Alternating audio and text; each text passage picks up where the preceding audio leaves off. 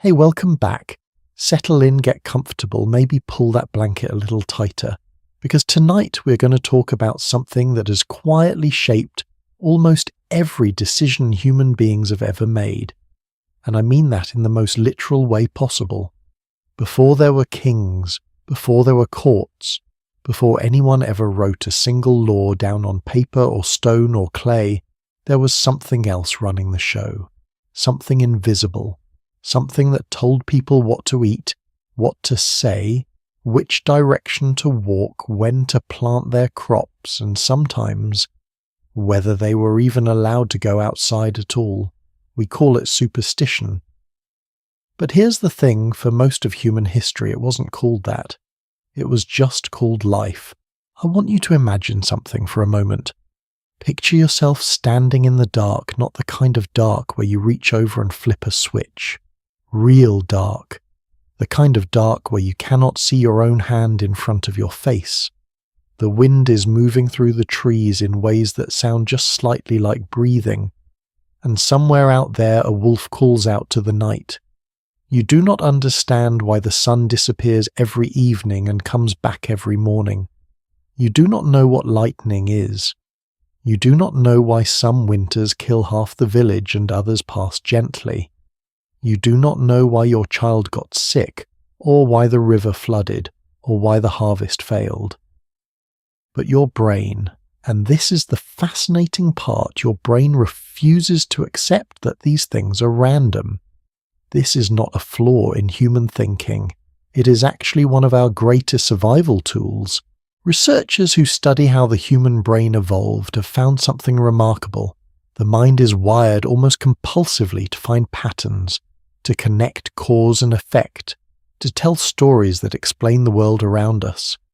Because if you could figure out what caused something bad, you had a chance, however slim, of preventing it next time.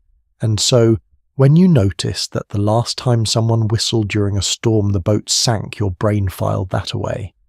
Not as coincidence, as fact, as warning, as law. That is the origin of superstition. Not ignorance exactly.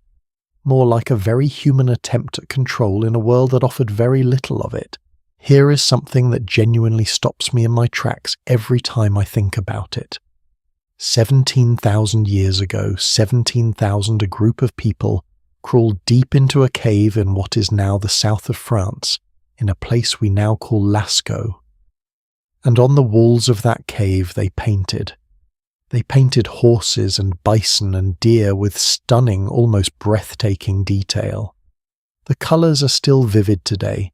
For a long time, people assumed they were making art, expressing themselves, being creative. But researchers who have studied the placement of these images deep in the cave in chambers that required crawling through narrow passages in complete darkness have come to believe something more specific was happening. These images were not decoration, they were ritual. They were painted before hunts, possibly, as a way of capturing the spirit of the animal, of securing its cooperation, of asking whatever invisible force governed the world for permission to take what the hunters needed. These were not primitive people doing primitive things. These were people doing exactly what people do, trying to find the rules of the universe so they could live within them safely. And if you think about it that way, superstition stops looking foolish. It starts looking like the first science, the first legal code, the first religion. All of it born from the same very reasonable question: why does the world work the way it does, and what can I do to stay on its good side? Now here is where it gets genuinely interesting to me, because the specific superstitions that emerged in different cultures were almost never random.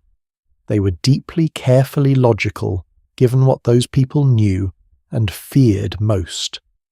Take salt. In ancient Mesopotamia, roughly 5,000 years ago, salt was among the most valuable substances a person could own. It preserved food, it preserved life, it was currency, it was medicine, and in many traditions it was believed to repel evil spirits, because evil in the ancient imagination was associated with decay, with rot, and salt was the great enemy of rot. So what happened when salt was wasted, when it was carelessly spilled? It was not just an accident. It was a kind of sacrilege, a small, terrible sign that something had gone wrong. And that fear, that instinctive, culturally reinforced dread, is so deeply written into Western consciousness that we still feel a faint echo of it today. Many people, without even thinking about it, will toss a pinch over their left shoulder after spilling salt. The left shoulder specifically, because that is traditionally where evil waited, where the devil sat. Most people who do this have no idea why. They just do it. That is how old this is. That is how deeply it runs. The philosopher Karl Jaspers once wrote about what he called the Axial Age, a period roughly between 800 and 200 years before the Common Era, when human civilizations across the world, independently of one another, began developing complex systems of thought. Philosophy in Greece, Confucianism in China, Buddhism in India. But what Jaspers and others sometimes overlook is what came before all of that, the age of superstition that made those later systems necessary. Superstition was not the enemy of civilization. In many ways it was its scaffolding. Think about it practically. If you want a group of people to cooperate, to share resources, to follow rules, to not steal from each other in the night, you need enforcement. And for most of human history, the most reliable enforcement was not a police force. It was the belief that invisible forces were watching, that the world would punish bad behavior in ways no human court could predict or prevent. Anthropologists who study traditional societies have documented this pattern. Repeatedly, communities that maintain strong ritual and superstitious practice tend to show higher levels of social cohesion. Not because superstition is true, but because shared belief in anything creates shared identity, shared rules, shared consequences. The ancient Romans understood this intuitively, even when they were sophisticated enough to be skeptical of it privately.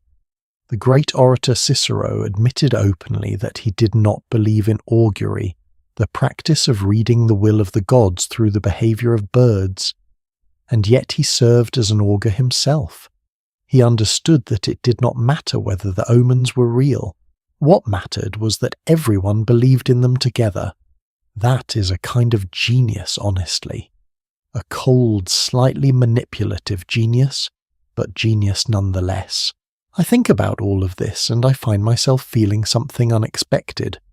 Not superiority, not that comfortable modern feeling of being so much more enlightened than the people who came before us. More like recognition. Because the fundamental thing, the deep human need to feel like the world has rules, that our actions matter, that there is some connection between what we do and what happens to us that has not changed, not even a little. We have replaced some of the old superstitions with science, which is genuinely better and genuinely more accurate. But the emotional hunger underneath, the part of us that needs to believe we have some control, that is still there. It has always been there. It may always be there. And maybe that is not such a terrible thing. Maybe it is exactly what kept us alive long enough to build everything we have built. So here is where tonight takes us. We have talked about the foundation, about how superstition was not born from foolishness, but from something much more human than that. But now I want to get specific. I want to walk you through the rooms of the house that superstition built. Because the places where these beliefs lived were not grand temples or royal courts, not at first. They were ordinary homes. They were kitchens and doorsteps and dinner tables. They were the everyday spaces where people spent their lives quietly governed by rules they had inherited without ever being asked whether they agreed. And the first room we are stepping into, the place where some of the oldest and strangest superstitions took root, is somewhere you probably feel completely safe right now. Your home, and everything inside it that was never ever supposed to be touched the wrong way. Right where we left off the home, that familiar ordinary space you walk through every single day without a second thought. But here is something worth sitting with for a moment. The home you live in right now, the way it is arranged, the things you do without thinking when you enter it, the small habits you have picked up from your parents or grandparents, without ever being told why many of those things have roots that go back further than you probably imagine, further than the country your family comes from, further than any religion any of your ancestors practiced. And tonight I want to take you back to that home, not your home, the ancient firelit, deeply superstitious home that was the template for every domestic life that followed. Because if you thought superstition lived in temples and royal courts, you would be wrong. Its most powerful address was always the kitchen, the snore. Let's start with something so ordinary it barely registers. Bread. Not bread as a metaphor, not bread as a symbol. Actual bread, the kind you bake, the kind you break, the kind you set on a table. For centuries across Europe, bread was not merely food. It was in the most literal sense people could manage a living covenant between a household and the invisible forces that governed their fate. In England and France during the medieval period, there was a rule so widely understood it barely needed to be stated. You never under any circumstances placed a loaf of bread upside down on the table. Not by accident, not for convenience, not because you were in a hurry, because an upside-down loaf was an open invitation to the devil himself. Now I know how that sounds in the 21st century, but think about what bread meant to a family in the year 1200. It was not a side dish, it was survival. Flour was precious. Fuel for the oven was precious. The labour of baking was precious. And so the loaf, that warm, fragrant, improbable thing that came out of heat and grain and effort, carried a kind of sacred weight. To treat it carelessly was to treat your own survival carelessly, and that people believed would be noticed. There is another bread superstition that I find almost poetic in its specificity. In many parts of Britain, you were never supposed to cut a loaf of bread from both ends. Doing so meant the household would run short. The loaf like a day had a beginning and an end, and you worked through it in order. To disrupt that order was to disrupt something larger. And honestly, is that so different from the way we still anthropomorphize the things we depend on? How many of you talk to your car, your plants, your Wi-Fi router when it stops working? We are not so far from this as we like to think. But of all the domestic superstitions that shaped everyday life, the ones surrounding fire are the ones that move me most deeply. Fire was for most of human history the difference between life and death, between warmth and cold, between cooked food and sickness, between light and absolute darkness. And so the hearth, the fireplace at the centre of a home, was not furniture, it was the home's soul. In ancient Rome, this idea was formalized into something extraordinary. The Vestal Virgin, 6 priestesses selected in childhood to serve Rome's most sacred temple, were given one central task above all others: keep the fire burning. The sacred flame of the goddess Vesta housed in the Forum was believed to be directly connected to the survival of Rome itself. If the fire went out, it was not merely a practical problem, it was a catastrophe, a sign that Rome had been abandoned by its protector. The priestess responsible could face severe punishment because the stakes in the Roman imagination were nothing less than the fate of an entire civilization resting on a single flame. That is not so strange when you understand what fire meant. Every family had their own version of this belief. In Scotland and Ireland, the hearth fire was kept burning continuously for years, sometimes decades, because extinguishing it was seen as breaking the family's connection to the land, to the ancestors, to the luck that kept them safe. New fire had to be borrowed from a neighbour, carried home carefully, and relighted with proper ceremony. You did not just start a new fire from scratch. That was not how it worked. And here is what strikes me about all of this. These were not irrational people blindly following rules they did not understand. These were people who understood in their bones how fragile warmth was, how dependent they were on this one orange flickering thing. The superstition around the hearth fire was at its core a deep and entirely justified respect for something that could not be replaced easily. We have lost that feeling by and large, which is progress genuinely. But we have also lost some visceral understanding of what it means to be truly dependent on the physical world around us. Superstition, for all its faults, kept that understanding alive. Now, and this is the part I find genuinely fascinating, let me ask you something. Have you ever wondered why at a wedding the groom carries the bride across the threshold of their new home? Most people assume it is romantic, a gesture of care, and maybe today it is. But the original reason considerably less romantic and considerably more practical if you define practical, the way a Roman household in the 1st century would have. The threshold of a home, that narrow strip of wood or stone between the outside world and the inside, was considered one of the most spiritually charged locations in any building. It was a border, and borders in the ancient imagination were where dangerous things gathered. Spirits, misfortune, curses looking for a way in.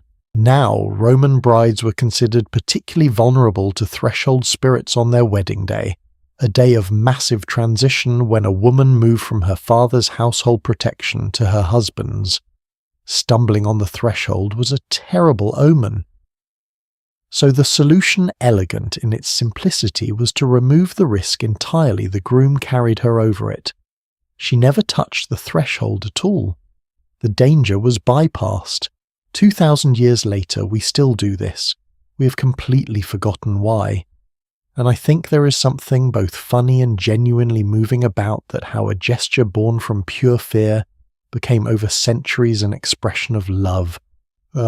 There is one more household superstition I want to leave you with before we move forward, because it is perhaps the most quietly persistent one of all.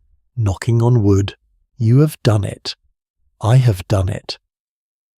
The moment you say something hopeful out loud, I have not been sick all year, or the car has been running great, you reach out and knock on the nearest wooden surface, almost reflexively, almost guiltily. The original belief shared across Norse and Celtic cultures, among others, was that trees, particularly old oak trees, were inhabited by protective spirits. Good spirits. Spirits that listened. When you needed protection, when you said something out loud that might attract envy or bad luck, you touched the wood to ask those spirits to stand guard over your words, to cover you. Over time, as Christianity spread across Europe, the wooden cross took on a similar role. The knock became a way of invoking divine protection. The meaning shifted, but the gesture stayed. What this tells us, what all of these household superstitions tell us together, is something I think is worth holding on to. People have always understood on some level that everyday life is fragile, that comfort can be lost, that warmth can go out, that the bread can fail. And rather than simply living in terror of that fragility, they built rituals around it. They created small, manageable actions, tossing salt, knocking wood, carrying a bride over a threshold, that gave them the feeling, however temporary, of having done something, of having honoured the invisible agreement between themselves and the world. That impulse is not weakness, it is one of the most human things there is. And yet, as powerful as these household beliefs were, they remained ultimately the concerns of ordinary people. Salt on a table, a loaf of bread, a hearth fire in a modest home. What happens when superstition moves up the ladder? When it is not a farmer or a mother or a baker who believes but a king? When it is not a loaf of bread at stake but an empire? That is where things get truly extraordinary and truly dangerous. Tiberius, second emperor of Rome, stepson of the great Augustus. A man so private, so paranoid, so deeply uncomfortable with the unpredictability of the world around him, that he retreated literally and figuratively from it entirely. Tiberius eventually abandoned Rome and moved permanently to the island of Capri, a small, beautiful, isolated rock in the Bay of Naples where he ruled the empire entirely by letter, never returning to the capital. He was emperor of the known world, and he chose to govern it from an island he did not have to share with anyone he did not personally approve. One day, a local fisherman, apparently not fully aware of the protocols surrounding the emperor's private island, managed to climb up from the sea and approach Tiberius directly. The fisherman, perhaps thinking he was doing something generous and impressive, presented Tiberius with a very large mullet he had just caught. The emperor, startled by the sudden appearance of an uninvited person on his private cliff, was seized by the kind of paranoid terror that had characterized much of his later reign. He ordered his guards to rub the fish across the fisherman's face as punishment for the intrusion, and according to ancient sources, including the historian Suetonius, the guards carried out the order. But the detail that turns this from a strange story into a deeply revealing one is why Tiberius was so shaken. It was not simply the trespass, it was the omen. An unknown person arriving unexpectedly from nowhere, bearing a gift in the Roman superstitious imagination, this was exactly the kind of moment that preceded catastrophe. The disruption of expected order, the arrival of the unfamiliar, these were the textures of bad fortune. Tiberius had spent years arranging his world to minimize exactly this kind of disruption, and one fisherman with one very large mullet had broken through the walls of that arranged world in a single afternoon. The story is admittedly almost comical in the retelling, but it is also a window into something darker. A man with absolute power using that power primarily to manage his own fear, to keep the omens at bay, to control what could not truly be controlled. Here is the thread that runs through all three of these men: Caesar, Napoleon, Tiberius. Extraordinary power, extraordinary intelligence in each case, and yet every single one of them privately, persistently, at moments that mattered, arranged their actions around beliefs that had no rational foundation. Because the human need to read the world for signs to sense pattern in chaos does not scale down as power scales up. If anything, it scales up too, because the higher you climb, the more you understand how much of what happens is beyond your control, and that understanding for some people produces philosophers, and for others it produces a man who keeps a 14th dinner guest on permanent standby just in case. And yet powerful men fearing the invisible is one thing. What happens when the entire culture shares the same fear? When a single symbol becomes so charged with collective dread that it reshapes architecture, disrupts industries, and still makes rational adults hesitate before booking a hotel room, that is a different kind of power altogether. And the story of how one ordinary number, just a number, came to carry that kind of weight across an entire civilization is stranger than almost anything I have told you tonight. Think about the last time you were in an elevator. Not a dramatic elevator, not one in a horror film, just an ordinary elevator in an ordinary office building or hotel. Think about the panel of buttons, the floors ticking upward, 10, 11, 12. And then what? In a remarkable number of buildings across the United States and Europe, the answer is 14. The button simply skips. 12. 14. As if 13 were a gap in the universe rather than a numeral on a panel. This is happening right now, in buildings designed by architects with university degrees, approved by engineers who can calculate load-bearing tolerances to a fraction of a millimeter, paid for by developers who can read a profit and loss statement in their sleep. And yet 13. Gone. Just gone. The fear of the number 13 is so widespread that it has its own clinical name, triskidecaphobia. And what I find endlessly fascinating about it is not merely that the fear exists, It is how old it is, how many completely separate cultures arrived at it independently, and how much it has quietly cost the modern world in ways we almost never talk about. Let us go back to where it actually started. And I promise you, it is not where most people think. Just though. The common assumption, and I held this assumption for years before I went looking, is that the fear of 13 comes primarily from Christianity, from the 13 guests at the Last Supper, where one of them betrayed the Son of God before the night was out. And yes, that association exists, and yes, it deepened the fear in medieval Europe considerably, but the dread of 13 is older than Christianity, much older. In Norse mythology, the belief system of the Vikings, of the people who settled Scandinavia and Iceland, and eventually raided their way across most of northern Europe, there was a dinner party that went very wrong. Not a human dinner party, a divine one. 12 gods were gathered in Valhalla for a feast. 12 specifically was the sacred number, the complete number, the number of wholeness in the Norse cosmos. Odin was there. Thor was there. Frigg Freyr, the whole assembly of the Aesir gods, eating and drinking and being presumably as divine as possible. Then the 13th arrived. Loki the trickster god, the shapeshifter, the one deity in the Norse pantheon who seemed to exist specifically to prove that chaos will always find a way in, appeared uninvited. What followed through a sequence of events too long to detail fully here was the death of Balder, the most beloved of all the gods, the one whose death in Norse belief set in motion the eventual unravelling of the entire divine order.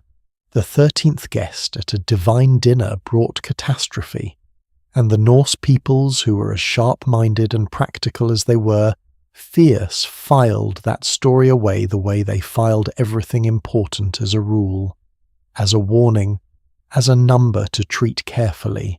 This happened centuries before the Last Supper was recorded. And when Christianity arrived in Scandinavia and merged with the existing cultural memory, the two fears fused into something nearly impossible to dislodge.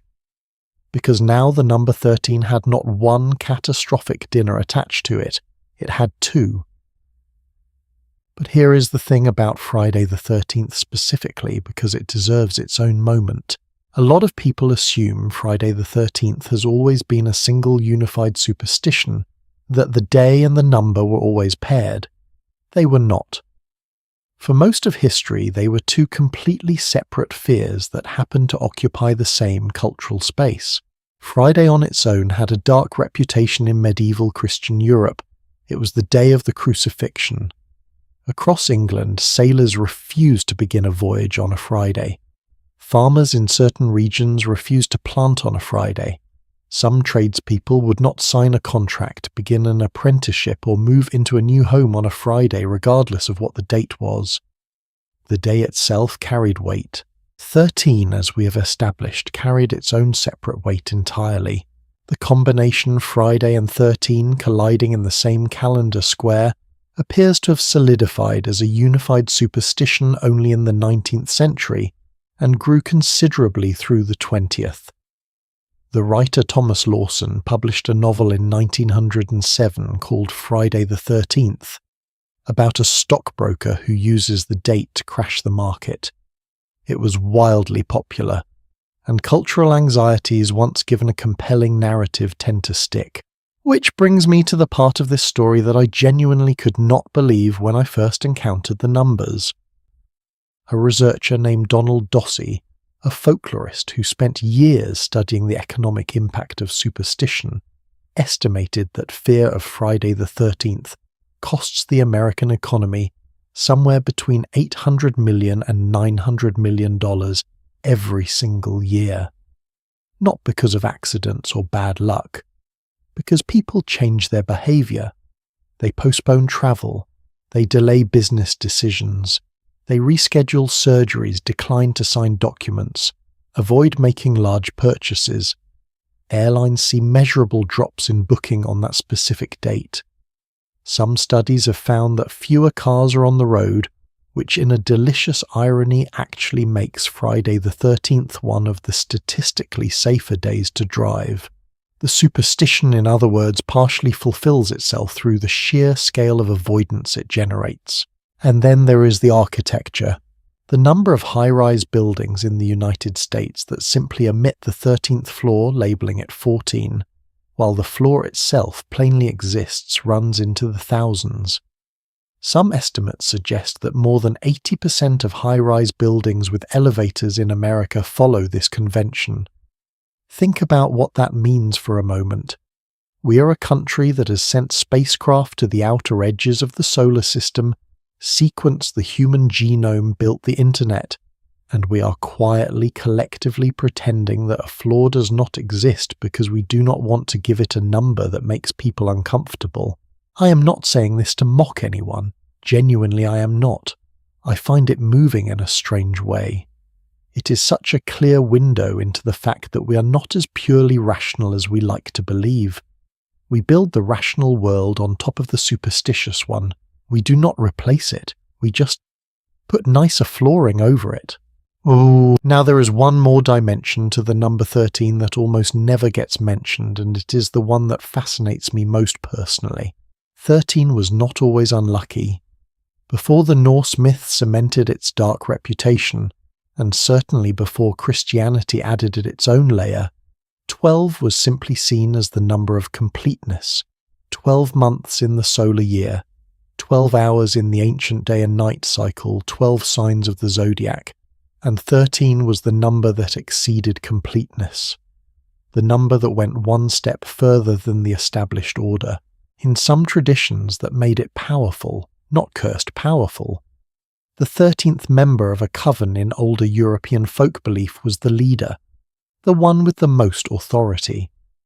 There are historians of religion who argue that part of the reason 13 was demonized so aggressively by medieval Christianity was precisely because it held power in older pre-Christian belief systems that the Church was working to displace. In other words, 13 may have been made unlucky, at least in part, by people who needed the old power it represented to stop being seen as power. That idea sits with me. The possibility that a number's reputation is not simply accumulated fear, but also in some measure accumulated politics. Does that change how you feel about 13? I am genuinely curious. Because for me, knowing the history of it does something interesting. The fear does not entirely disappear. I still notice when something happens to land on a 13. I think most of us do, whether we admit it or not. The pattern recognition part of the brain is older than the reasoning part, and it does not check its assumptions before it fires. But the understanding adds something alongside the reflex. It says this feeling has a story. A long, complicated, surprisingly political story. And feeling it does not make you irrational.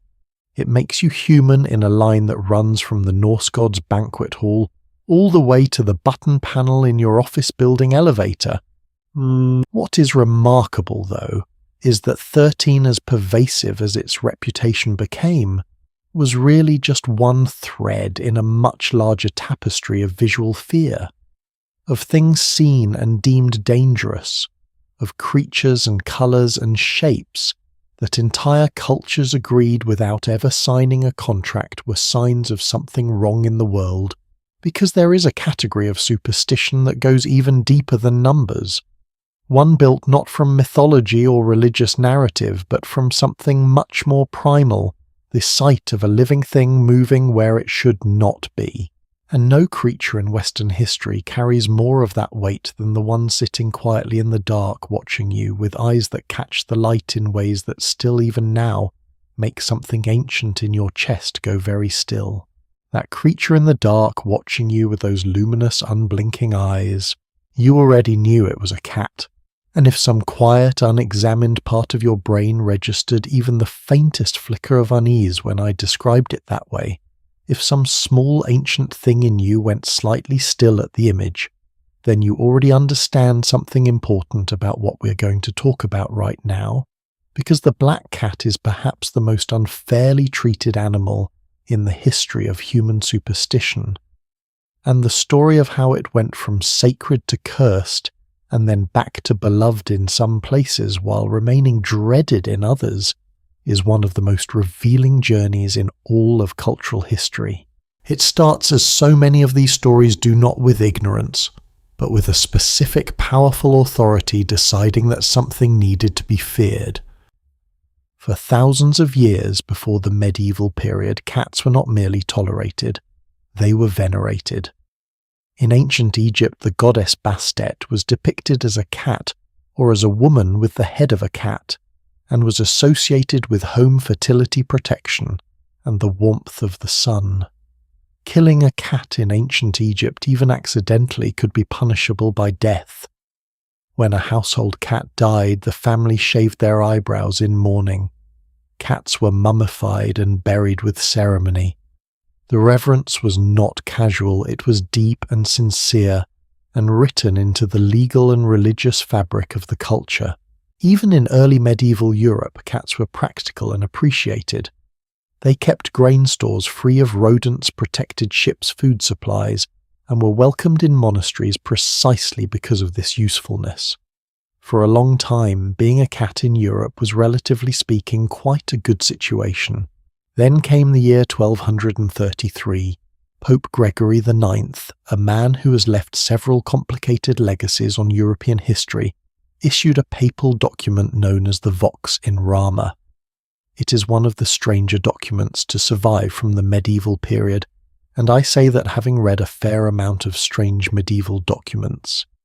In it, Gregory described a satanic cult he claimed was operating in Germany, and detailed their alleged rituals in vivid, alarming language. Central to the cult's practices, he wrote, was the worship of a black cat. The devil, Gregory asserted, sometimes appeared to his followers in the form of a black cat. The cat in this telling was not merely associated with evil, it was evil's preferred earthly shape. The effect of this document was significant and, for cats, catastrophic. Over the following decades and centuries, as the Church's influence over everyday European life reached its most total expression, the black cat became systematically associated with witchcraft, with the devil, and with the kind of spiritual contamination that ordinary people went to significant lengths to avoid. Cats, particularly black ones, were viewed with suspicion. In some regions, they were actively persecuted. Historians of the medieval period have noted something darkly ironic about what followed. The reduction in the cat population likely contributed to the explosion of the rat population, which carried the fleas, which carried the bacteria responsible for the bubonic plague. The fear of a small black animal may have, in some indirect but measurable way, cleared the path for one of the worst catastrophes in human history. I do not want to overstate a causal chain that historians still debate, but the possibility that superstition had epidemiological consequences is one that genuinely makes me stop and breathe for a moment every time I consider it. Now, across the same centuries that the black cat was being rewritten as an agent of darkness, another superstition was quietly calcifying into one of the most enduring beliefs in the Western world: mirrors, specifically breaking one, 7 years of bad luck. You have heard it. You may have felt that involuntary wince the last time something reflective slipped through your fingers. And the origin of this belief is, like so many superstitions, more logical than it first appears. It just requires you to understand what a mirror meant to people before the modern era. The ancient Romans believed that a person's reflection in water, and later in polished metal or glass, was not merely an image. It was a manifestation of the soul itself. The soul was understood to renew itself every 7 years, cycling through a kind of spiritual regeneration. If the vessel that held your soul's reflection was shattered, the soul itself was damaged. And since the soul renewed on a 7-year cycle, the damage would persist until that cycle completed. This was not primitive thinking. This was an internally consistent cosmology applied with perfect logic. If you believed what they believed about the soul, then the conclusion followed naturally. What I find remarkable is the number 7 itself. 7 years is long enough to feel like real consequence, long enough that people would genuinely connect later misfortunes to the original breaking of the mirror. And human memory, as we know, is extraordinarily good at finding confirmation for what it already believes. Break a mirror in January and by December, you've probably experienced 2 or 3 things that did not go as planned. The brain connects them, files them, adds them to the evidence column. This is called confirmation bias, and it is not a flaw in human intelligence. It is a feature of a pattern recognition system that under different circumstances is genuinely useful. It is just occasionally very wrong. Ziam, let me ask you something. When was the last time you walked under a ladder? Did you go around it? Most people do, even people who would tell you with complete confidence that they do not believe in superstitions. There is something about the ladder specifically, something that makes the body want to take the longer route, avoid the space beneath it, give it a wide berth that operates almost below the level of conscious thought. The origins of this one are multiple and layered in a way that I find genuinely beautiful. The oldest explanation reaches back to ancient Egypt. A ladder leaning against a wall forms a triangle with the ground, and the triangle was sacred geometry to the Egyptians, a shape associated with the divine. To walk through a triangle was to intrude upon sacred space, to disrupt a geometric relationship that connected the earthly to the divine. This was not superstition in the dismissive sense. It was spatial theology. In early Christian Europe, a different but reinforcing interpretation took hold. A ladder leaning against a wall was visually associated with the crucifixion. The instruments of execution required ladders, and walking beneath one was seen as placing yourself in symbolic proximity to death and betrayal. 2 completely different cultural systems arriving from entirely different directions at the same conclusion: do not walk under the ladder. And then there is the third layer, the one that's almost too practical to mention. Alongside the others, a ladder leaning against a wall creates a genuine physical risk. Tools can fall, people can lose their footing. If you are walking beneath a ladder and something goes wrong above you, the outcome is unpleasant. The superstition in this reading is simply safety advice that survived its original context by dressing itself in supernatural clothing, which raises a question I find genuinely interesting. How many of our superstitions started as practical rules, then outlived their obvious logic, and got re-explained in spiritual terms because the original reason was forgotten? Probably more than we know. There is a pattern across all 3 of these: the black cat, the broken mirror, the ladder, that I keep returning to, because I think it reveals something important about how superstition actually works in a culture. None of these fears emerged fully formed from nowhere. Each one has a source, a theology, a cosmology, a power structure, sometimes a genuinely practical concern that made complete sense in its original context. And then the context changed. The theology shifted. The practical danger faded. The cosmology was replaced by a different one.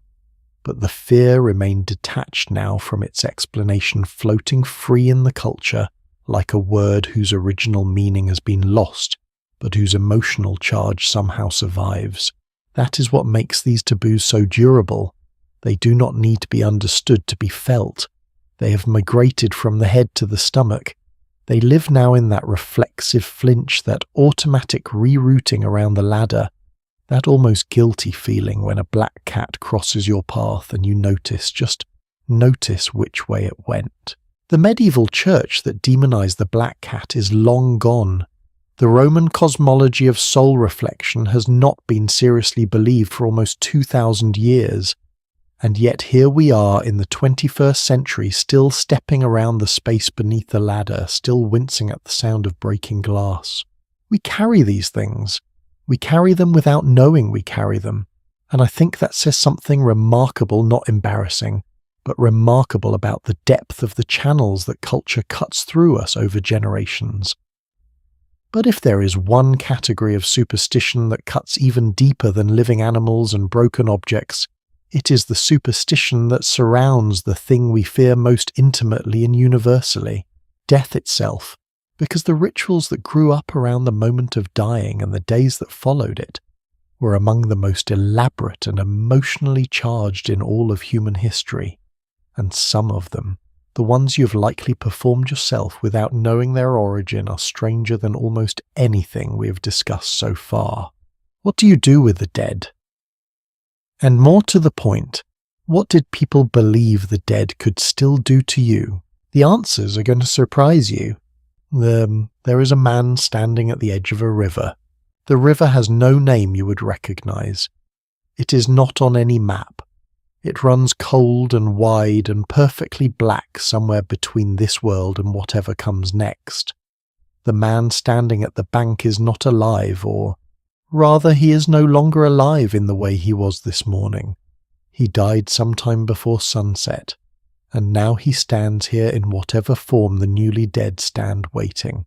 He is waiting for the ferryman, and the ferryman in the Greek imagination will not work for free. This is the image that gave us one of the most widespread and enduring funerary superstitions in all of Western history, the practice of placing coins on the eyes of the dead, or in the mouth, or beneath the tongue, a small payment, a literal toll to ensure safe passage across the river Styx guided by Charon into the world of the dead.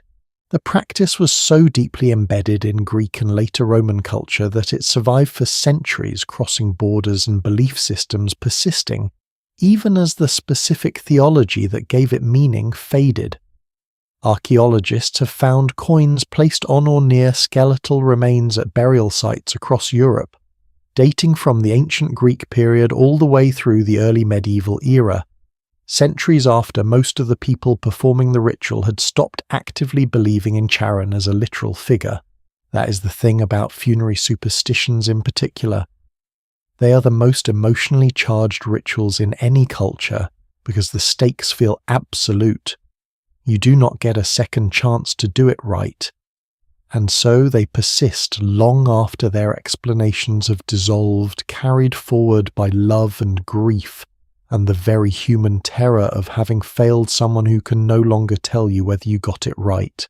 Now if the coin on the eyes is one of the more poetic funerary customs, then the next one I want to tell you about is one of the more physically specific, and once you know it, you will never attend a funeral the same way again. The tradition of carrying a coffin feet first out of the home. You have seen this. Most funeral processions observe it still in some form even today.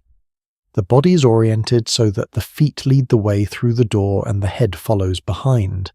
And the reason, the original, deeply practical in a superstitious sense reason, is this: people believed that if the dead were carried out head first, their face would be oriented back toward the home, toward the living, and a dead person looking back at the living was considered an open invitation, a kind of unspoken beckoning. Come with me. The feet-first orientation was protective. It ensured the dead faced forward toward wherever they were going, away from the people they were leaving behind, away from the house, away from the children sleeping in the back bedroom. The dead could not call to you if they were not looking at you. This belief was common across England, Ireland, Scotland, and much of Northern Europe for centuries, and it sat alongside a whole constellation of related practices, each one oriented around the same central anxiety that the newly dead were not quite gone yet, that there was a window, a dangerous, uncertain window of hours or days during which the boundary between the living and the dead was permeable, in ways it would not be once burial was complete. Clocks were stopped in the house at the moment of death. Mirrors were covered.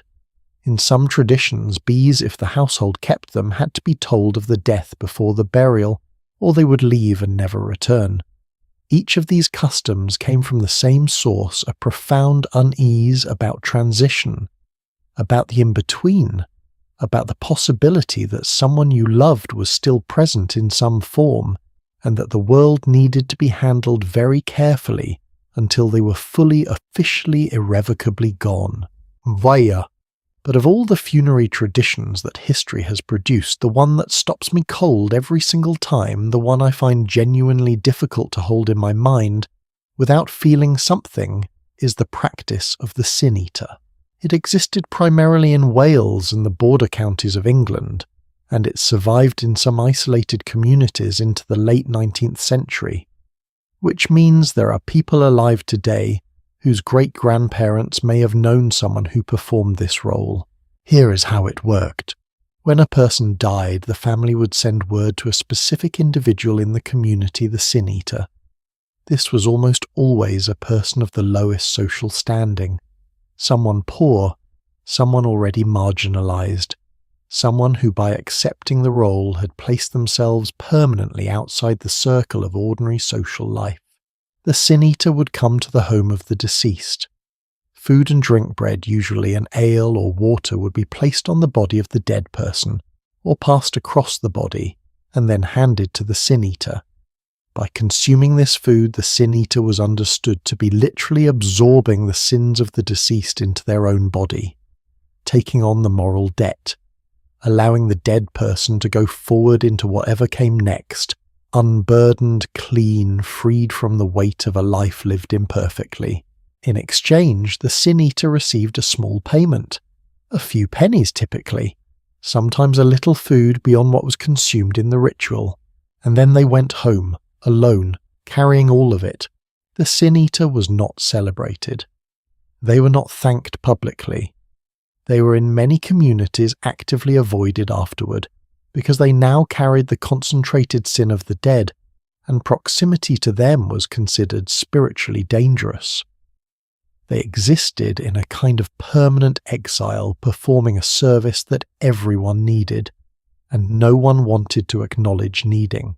I have read accounts of sin eaters from the 17th and 18th centuries recorded by travellers who encountered the practice in rural Wales and described it with a mixture of fascination and discomfort. One account, often attributed to the antiquarian John Aubrey, describes a poor old man who served as a sin eater for his community and was said to have carried so many souls' worth of sin by the end of his life that he had become in local belief an almost supernatural figure, not evil exactly, but deeply strange. A man stained by other people's stories, walking through his village like a library of the dead. I find that image unbearably human. The person who absorbs what everyone else needs gone, who makes themselves the repository of collective guilt so that the rest of the community can move forward lighter. Every culture has a version of this person in one form or another. This sin eater is just the version that put a price on it and called it by its right name. Aye, there is one more funerary superstition I want to bring to you because it connects the ancient world to a gesture you almost certainly perform today without realizing its origin. When you pass a cemetery or when you hear news of someone's death, do you ever hold your breath, even briefly, even just for a moment? If you do, or if you ever did it as a child, the way many children do without knowing why you are participating in a superstition that goes back at least to the ancient world. The belief was straightforward. Breath was the carrier of the soul. When you breathed near the dead, you risked inhaling something that did not belong to you, a fragment of a departing soul looking for a new home, or something worse, something that a soul in the process of leaving might have loosened from its former host. Holding your breath while passing the dead or a place where the dead rested was a way of keeping yourself sealed, intact, unavailable to whatever was moving through the air around you. Children pick this up and still pick it up the way children absorb so much cultural memory, not through explanation but through imitation, through noticing that the adults around them tensed slightly near cemeteries, through overhearing fragments of adult conversation about being careful. The knowledge passed without ever being formally taught generation to generation, in exactly the way that most superstition travels. What strikes me about all of these death-related customs, the coins, the feet-first procession, the covered mirrors, the sin eater, The held breath is how consistent the underlying emotion is across all of them. It is not quite fear of the dead themselves. It is something more nuanced than that. It is fear of transition, fear of the moment between, fear of the possibility that the boundary we rely on, the one that separates the living from whatever comes after, is more porous than we would like it to be. Every one of these rituals was designed to reinforce that boundary, to close it, to say clearly on behalf of the living, we honor you, we grieve you, and now we are sealing the door. Not because we do not love you, but because life has to go on. And if that is what superstition was doing at the moment of death, protecting the living by giving them something to do with their hands when the grief was too large to hold still, then I find it hard to dismiss. I find it honestly rather beautiful. The dead in all of these traditions were feared in proportion to how recently they have been alive. The fresher the loss, the more dangerous the liminal space around it. But there is another category of fear that operates on an entirely different timeline. A fear not of those who've just died, but of those who have not yet fully lived. Of the child at the very beginning of its life standing at the threshold of a world that has not yet decided what it will do with them. Because if funerary superstition was about sealing doors at the end of a life, then what came next in our story is about the extraordinary lengths people went to, and the sometimes heartbreaking beliefs they held around the other end entirely. The first breath, the first cry, the first name whispered in the dark, and why in so many cultures across so many centuries all of those things were handled with the most exquisite anxious care. Somewhere in rural England in the year 1643 a woman gives birth. The room is dim. The midwife is there. And the moment the baby arrives, something unexpected happens, something that in ordinary circumstances would have simply been noted and moved on from. But this is not an ordinary circumstance, because this child enters the world wrapped in something. A thin, translucent membrane like a veil covering its face, still intact, still sealed. The midwife stops. Her hands go still for just a moment. And then she says something that makes the exhausted mother on the bed burst into tears, not of grief, but of profound, overwhelmed relief. This one is protected. The baby had been born in the cool, and what happened next? What was done with that thin membrane? Who would pay for it?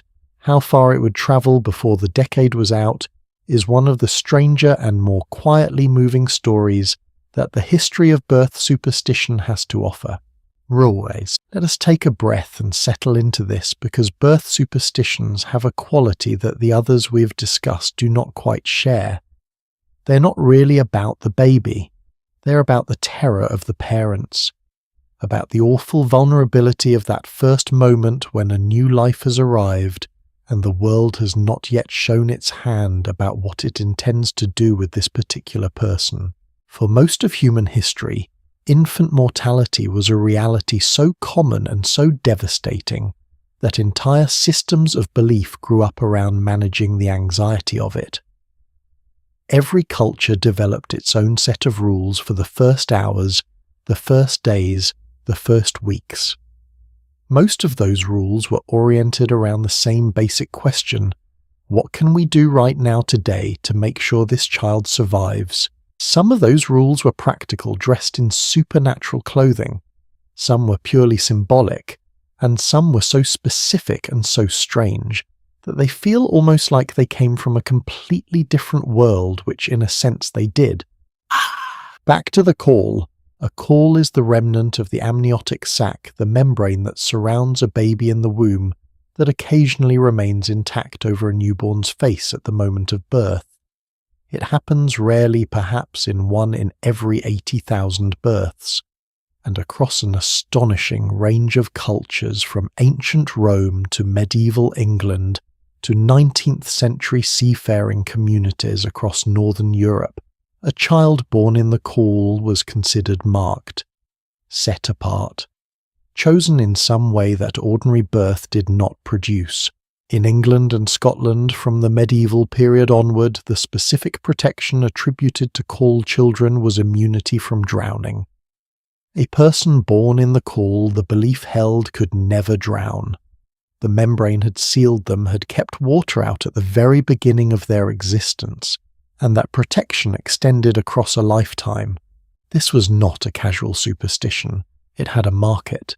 Calls were carefully preserved after birth, dried and kept in small pouches, and sold sometimes for considerable sums to sailors and their families.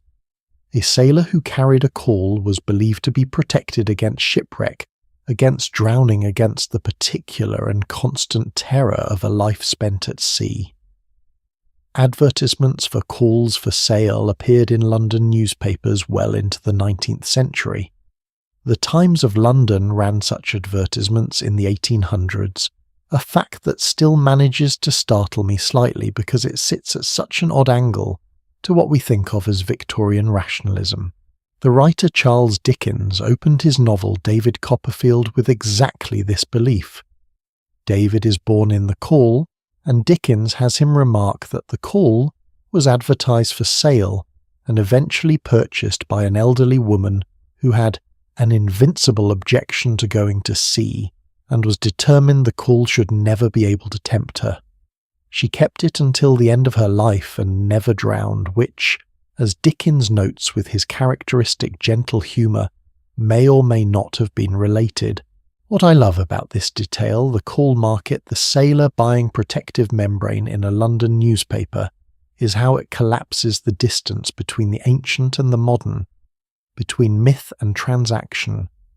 People did not merely believe in the Call's protection, they paid for it. They carried it in their pockets across the Atlantic. They pressed it into their sons' hands before long voyages. The belief was practical daily and entirely serious. But Call children were the fortunate ones in the landscape of birth superstition. For every child whose entrance into the world was read as a good omen, there were others whose timing or manner of arrival or physical appearance at birth was read as something considerably more complicated. In much of medieval Europe, a child born on a Friday was viewed with particular unease. Friday, as we touched on briefly in an earlier part of our conversation, carried heavy associations with the crucifixion, and a soul who arrived on that specific day was thought to carry a trace of that darkness into their life. Not doomed exactly, but shadowed, requiring extra prayer, extra vigilance, extra careful management in infancy. Being born at the stroke of midnight presented its own problems. The witching hour, the moment between one day and the next, was considered a boundary time, much like the threshold of a home, or the days immediately following a death. A child born precisely at midnight was understood to exist slightly between worlds, to have access to things others did not. This was sometimes read as a gift. More often in communities that found ambiguity uncomfortable, it was read as a warning, and a child born with teeth rare but medically documented was almost universally considered in European folk belief to be destined for an extraordinary life. Whether that destiny was heroic or dangerous depended heavily on which village you lived in. In some traditions, a toothed birth meant future leadership. In others, it was associated with vampirism, with predatory energy, with a soul that had arrived hungry in a way ordinary souls were not.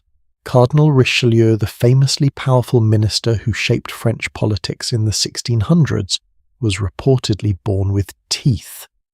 His legend grew around this detail as if it explained something about the ferocity and the cunning and the absolute refusal to be ordinary that characterized his entire career. Whether the story is literally true is almost beside the point. What matters is that people told it, that it was considered an explanation, that he was born with teeth functioned as a kind of biography in miniature, a way of saying before he had done a single thing that this one was different. Yes. Now, of all the birth superstitions that history offers, the one that I find most quietly heartbreaking and most revealing about the genuine fear that animated all of this comes from the Norse world. Viking parents did not name their children immediately after birth. In the Norse tradition, a newborn child was not given a name for at least 9 days after it arrived. 9 days. In some communities the period was longer. The child existed in that time as an unnamed thing, present breathing, presumably crying, but not yet fully real in the social or spiritual sense. The reason was devastatingly practical, dressed in spiritual terms. Infant mortality in the Viking Age was staggeringly high. A significant number of children did not survive their first week of life, and the belief held that evil spirits, beings who were drawn to new life, who wanted to claim it before it could be claimed by the living world, could only truly possess something that had been named. A name was an anchor. It fixed a soul in the world of the living. But it also in a way announced the soul's presence to things that might wish it harm.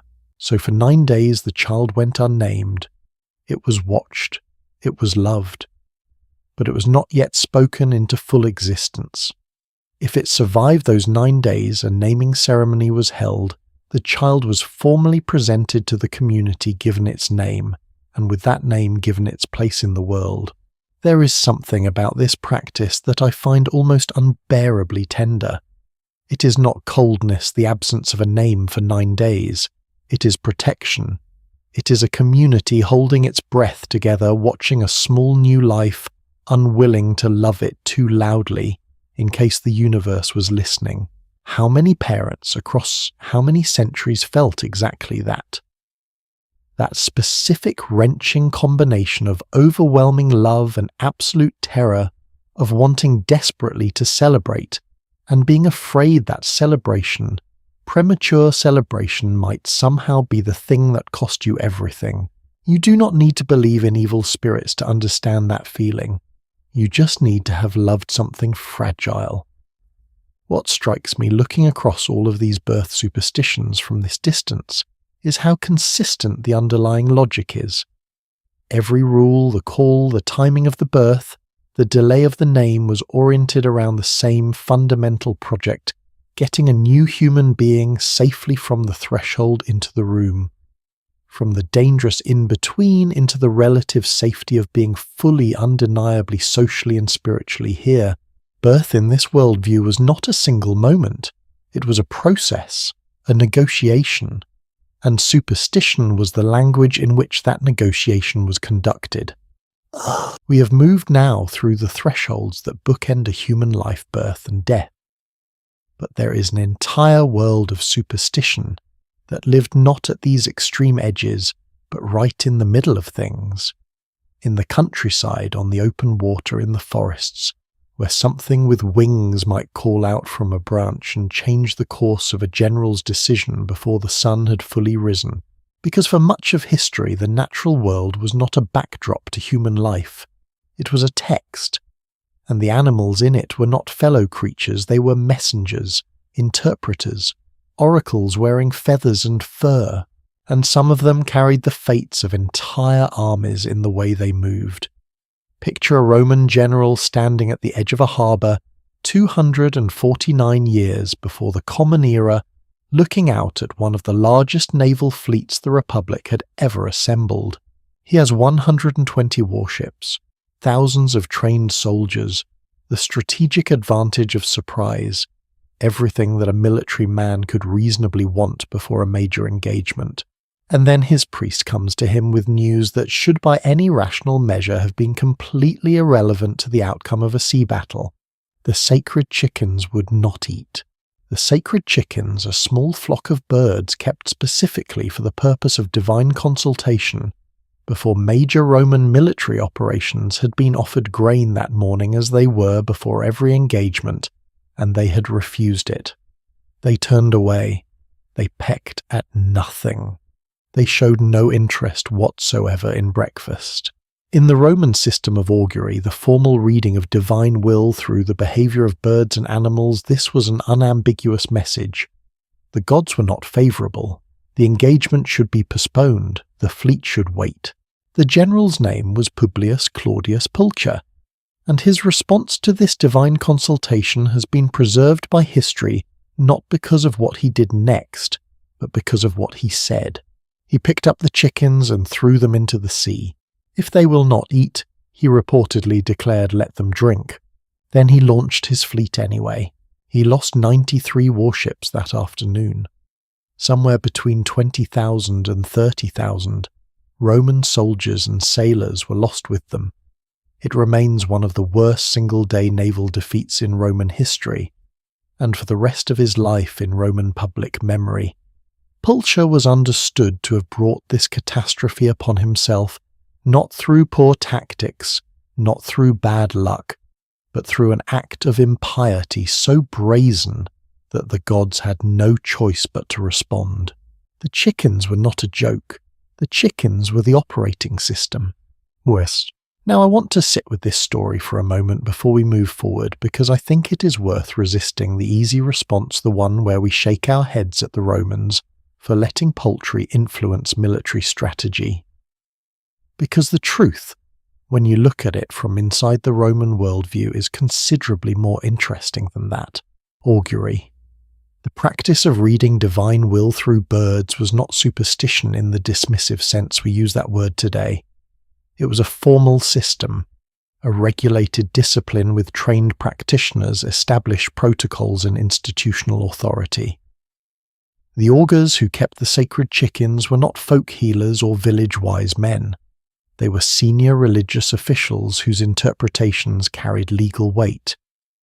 When an augur declared that the omens were unfavourable, that declaration could legally postpone an election, halt a military campaign, or invalidate a public assembly.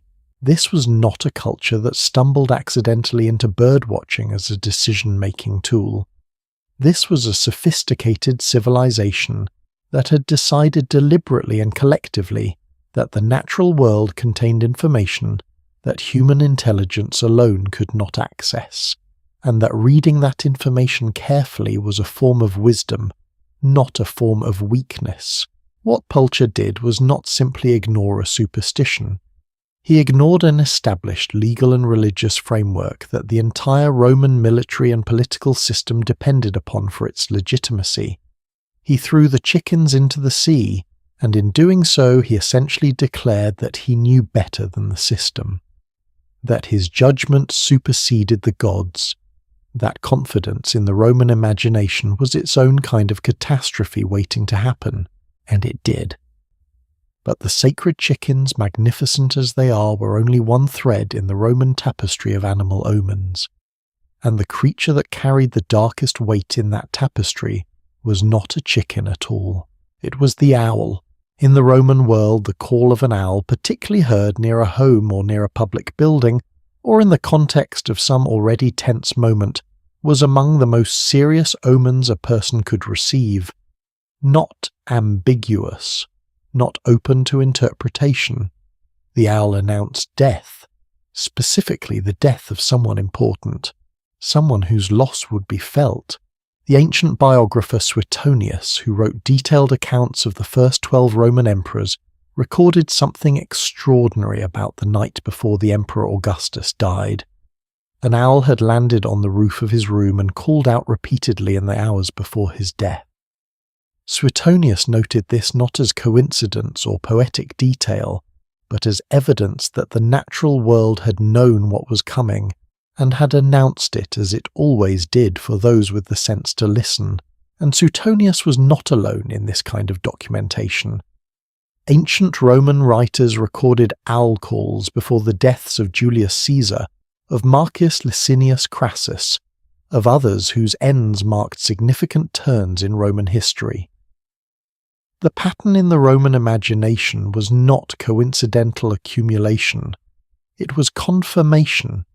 Each owl, each death added one more entry to the ledger of an understanding that the Romans considered as reliable as any other form of knowledge they possessed. What I find quietly astonishing about this is the confidence of it. We tend to imagine ancient peoples as confused as reaching for supernatural explanations because they lacked better ones. But the Romans who recorded these owl omens were some of the most acute observers and writers in the ancient world. Suetonius was meticulous. He cross-referenced sources. He distinguished between what he had personally verified and what he had heard reported.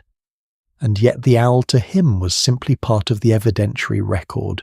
That tells you something important not about Roman credulity, but about how deeply the interpretive framework of animal omens had been woven into what counted as knowledge in that world. Let us come forward about 2,000 years and move from Rome to a small fortress on the north bank of the Thames River in London. The Tower of London has been standing in one form or another since the 11th century. It has served as a royal palace, a treasury, a prison, a place of execution, and now a tourist attraction that draws millions of visitors each year. It is by almost any measure one of the most historically significant buildings in England, and for the past several hundred years it has maintained a permanent population of ravens, not as decoration, not as a quirky historical tradition maintained purely for charm. According to the official belief, one that the institution of the tower maintains with complete seriousness, if the ravens of the Tower of London were ever to leave the tower, would crumble, and with it, the crown and the kingdom of England itself. The current ravens are registered as soldiers of the kingdom. Each one has a name, each one has a record. They are fed a daily ration of raw meat 170 grams per raven per day, according to official tower documentation supplemented with blood-soaked biscuits. Their wings are gently clipped to discourage extended flight. They have a designated raven master, an official position within the tower's staff, whose responsibilities include the care, management and well-being of the birds. During the Second World War, German bombing of London killed or drove away most of the tower's raven population. The records show that Winston Churchill, one of the most pragmatic, unromantic, analytically precise war leaders in modern history, personally ordered the raven population to be restored and maintained. In the middle of a war for national survival with cities burning and supply chains stretched to breaking point, someone was dispatched to find and install new ravens at the Tower of London. You can interpret that in different ways. As a piece of morale management giving the public a signal that the old certainties persisted, as a savvy piece of symbolism from a man who understood the power of stories better than almost anyone of his era, or perhaps as something slightly less rational and slightly more human, the possibility that even Churchill in the darkest hours of the war was not entirely certain he wanted to test the legend. I find that possibility oddly comforting. The idea that even the most resolute minds have a small quiet corner where they would rather not take the risk. Here is the question that has been sitting underneath this entire conversation about animals: why birds specifically? Why across so many cultures and so many centuries did humans look to the creatures of the air as their primary messengers from whatever lay beyond ordinary perception? There is an answer that satisfies me more than any other, and it comes not from mythology, but from simple observation. Birds move between worlds in ways that other animals do not. They leave the earth and go somewhere else, somewhere humans cannot follow, and then they return. They appear from the sky, which is where, in nearly every human cosmology ever devised, the divine or supernatural is located. They are present at dawn and at dusk, those transitional moments that have always been considered thresholds. They call in the night when most creatures are silent. To a person without a scientific framework for understanding any of this, a bird is a being that exists partially in this world and partially in another. And if you needed to receive a message from that other place, who better to carry it? The logic is not foolish. The logic is in its own way elegant. It is built from observation and inference, and the deep human need to believe that the universe is communicative, that if something important is about to happen, some signal will be sent. We have replaced the birds with other signal systems now. We read data, statistics, expert forecasts, algorithmic predictions. But the hunger underneath the need to believe that the world will tell us what is coming if we learn to read it correctly That has not changed. The chickens and the owls and the ravens were just earlier versions of the same search. And speaking of things that the world was once expected to tell us, there is a whole other category of signal that people read for centuries, not in the sky, but in the body itself. In fevers and swellings, in the colour of urine, in the specific pattern of a rash. In the physical symptoms of illness that for most of human history were understood not as biological events but as messages, as omens, as punishments, warnings or communications from forces that operated well beyond the reach of any physician. Medicine and superstition for most of human history were not opposites. They were the same conversation spoken in different registers, and the lengths to which people went to decode the body's supposed spiritual signals and the treatments they devised on the basis of those readings are some of the most astonishing and occasionally some of the most accidentally ingenious things in all of this story. Somewhere in England in the year 1682, a woman with a persistent swelling on her neck, the kind that today we would recognize as scrofula, a form of tuberculosis of the lymph nodes, is standing in a very long line. The line stretches out of a palace courtyard and down a street. It has been forming since early morning. The people in it are from different parts of the country. Some have travelled for days. They are thin. They are tired. Many of them have tried other remedies, herbal preparations, poultices, prayers, consultations with local healers, and none of it has worked. But today they are going to see the king, not for an audience, not to petition, not to ask for anything political or financial or legal. They are going to see the king because the King of England, according to a belief that had persisted for over 600 years, at that point possessed a specific and miraculous power, the ability to cure scrofula simply by touching the afflicted with his hands. The practice was called the royal touch, and it was not folklore. It was not a rumour whispered among the desperate poor. It was an official ceremony conducted in public, attended by physicians, recorded by secretaries, and performed by the monarch personally with full royal ceremony, and the distribution of a special gold coin called a touch piece to each person who received the royal hand. King Charles II of England is believed to have touched somewhere between 90,000 and 100,000 people during his reign alone. That is not a rough estimate. Court records were kept. The ceremony was that formal, that regular, and that seriously regarded. Let me say that number again because it deserves a moment.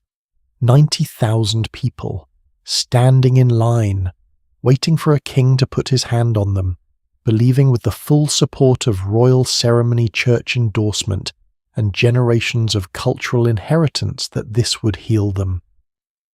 The royal touch is in some ways the clearest possible illustration of what medicine looked like for most of human history, a space where the spiritual and the physical were not merely intertwined, but genuinely indistinguishable. To heal the body, you worked on the soul. To cure an illness, you addressed its invisible cause. And the invisible causes of illness were depending on the specific cultural framework you inhabited, the will of God, the influence of planetary alignments, the curse of an enemy, the consequence of moral failure, or the disruption of a humoral balance that was itself understood in quasi-mystical terms.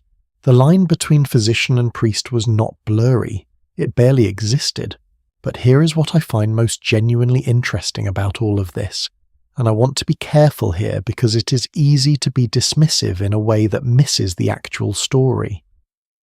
The treatments that emerged from these superstition-soaked medical frameworks were not always wrong, not all of them. Some of them by routes that no one at the time could have explained rationally actually worked.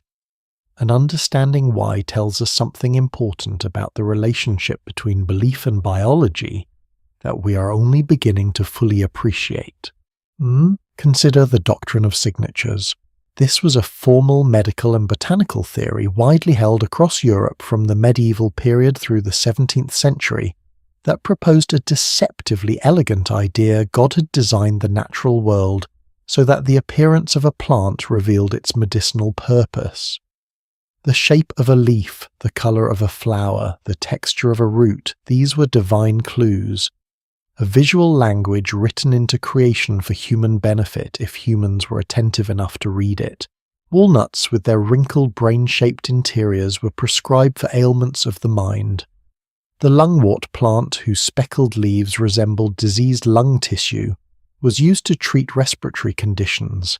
Eyebright, a small flowering plant with a dark spot at its centre that resembles a pupil, was applied to eye complaints. Turmeric intensely yellow was used for jaundice, which yellows the skin. From a modern scientific standpoint, most of these connections are coincidental at best. A walnut does not cure headaches because it looks like a brain. But here is the genuinely surprising part: some of them are not entirely wrong. Lungwort contains compounds that have demonstrated mild anti-inflammatory properties relevant to respiratory conditions. Eyebright has been investigated for compounds that may have genuine applications in eye health. Turmeric. Bright yellow turmeric contains curcumin, which has legitimate anti-inflammatory properties that researchers are still actively studying today. The doctrine of signatures found some real medicine by following completely imaginary reasoning. It arrived at useful destinations by taking roads that did not actually lead there. And that paradox of accidentally correct conclusions drawn from fundamentally wrong premises is one of the recurring themes in the long history of medical superstition. Not all of the remedies were so fortunately accidental. Many of them were simply strange. In England and Germany throughout the 17th and 18th centuries, there was a widely practiced treatment for toothache that required obtaining a tooth from a dead person, ideally someone who had died young and healthy, and wearing it as a pendant or charm near the affected area. The logic was sympathetic. The dead tooth, no longer capable of pain itself, would somehow transfer its immunity to the living one. Pain would be absorbed by the object that could no longer feel it. There is no mechanism by which this could work. I want to be straightforward about that. But what is interesting is the internal consistency of the reasoning. It follows from a set of premises about how spiritual transfer works, about how pain, like sin, like luck, like protection, can move between objects and people that are perfectly coherent within their own framework. The mistake is not in the logic. The mistake is in the premises, which is worth sitting with for a moment because it is the same mistake we're all capable of making. We reason correctly from incorrect assumptions all the time. The sophistication of the conclusion does not always reveal the accuracy of the foundation it was built on. Let us go back to the royal touch, because the story does not end with Charles II and his 90,000 patients. The practice continued in England until Queen Anne, who died in 1714 and was the last British monarch to perform the ceremony. One of the people she touched in the final years of her reign was a small child brought to her by his parents in hopes of curing the same swelling of the neck that had drawn patients to royal hands for centuries. The child did not improve. He grew up to become one of the most celebrated writers and literary critics in the English language. His name was Samuel Johnson, Dr. Samuel Johnson, the man who compiled the first great English dictionary, a man of formidable intellect, prodigious learning, and deeply rational disposition in most things. He was touched by a queen, and it did not cure him. He carried the marks of his scrofula visibly for the rest of his life, and yet he wrote about the experience in his later years not with scorn, but with a kind of quiet, complicated tenderness, as if the memory of that childhood visit, that long journey, that moment of desperate parental hope, was something he could not quite bring himself to dismiss entirely, even knowing everything he came to know. I find that detail almost unbearably moving. The greatest definer of the English language carrying in his body both the failure of a superstitious cure and the memory of parents who loved him enough to stand in that line. Perhaps the most extraordinary example of superstition operating as medicine, and the one that most directly challenges any comfortable story we might want to tell about the past being simply wrong and the present being simply right, is the placebo effect. We now know with rigorous scientific documentation that a person who believes they are receiving an effective treatment will often improve even if the treatment contains no active medicinal ingredient whatsoever. The belief itself generates measurable physiological changes, neurological shifts, real documentable responses in the body to a substance or intervention that contains no direct biological mechanism for producing them. What this means, and I want to be careful not to overstate it because it absolutely does not justify abandoning real medicine, is that the healers of the ancient and medieval world were not operating in a completely inert environment.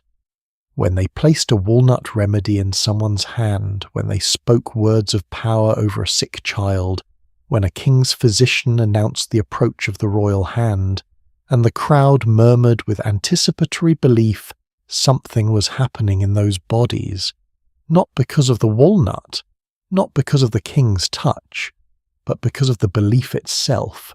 The human body is, it turns out, extraordinarily responsive to conviction, to narrative, to the sense that something meaningful is being done on its behalf by a trusted authority. And the people who practiced medicine through the long centuries of superstition, the herbalists, the bone setters, the cunning folk, the royal physicians solemnly recording the king's touch, were many of them triggering that response consistently and intentionally, even if they understood it in completely different terms than we do now. They called it divine favor. We call it the placebo effect. The name has changed. The mechanism in some measure has not. That does not mean we should drink walnut tinctures for headaches or stand in line for royal hands. We have better tools now, and I am genuinely grateful for them.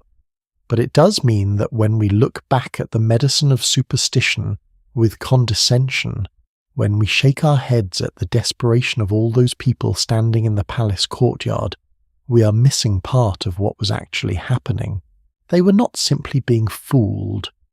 They were participating in a system that within its own logic and within the limits of what was then possible was doing something real, offering comfort, creating meaning around suffering, and occasionally through the strange alchemy of belief and the body's own responsiveness, producing genuine results that no one at the time could explain, and that we are still honestly in the process of fully understanding.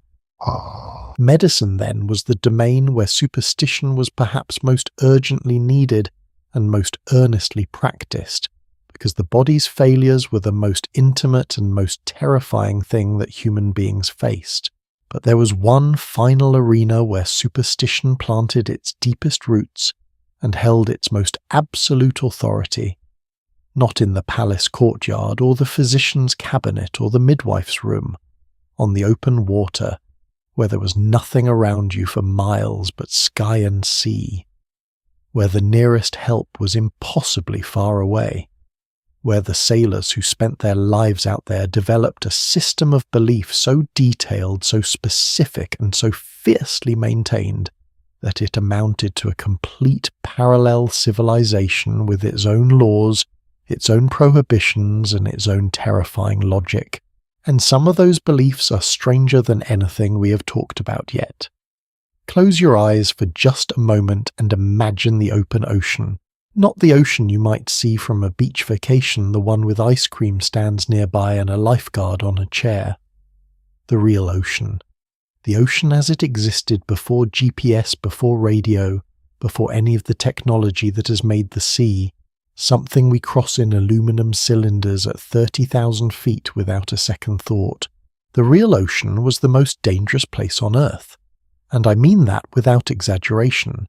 In the age of sail from antiquity through the 18th century, a voyage across open water was a genuine gamble with your life. Ships sank without warning. Storms materialized from clear skies. Currents pulled vessels off course into territories where rescue was impossible. Diseases spread through cramped hulls with ruthless efficiency. The sea took people and gave no explanation and asked for no permission.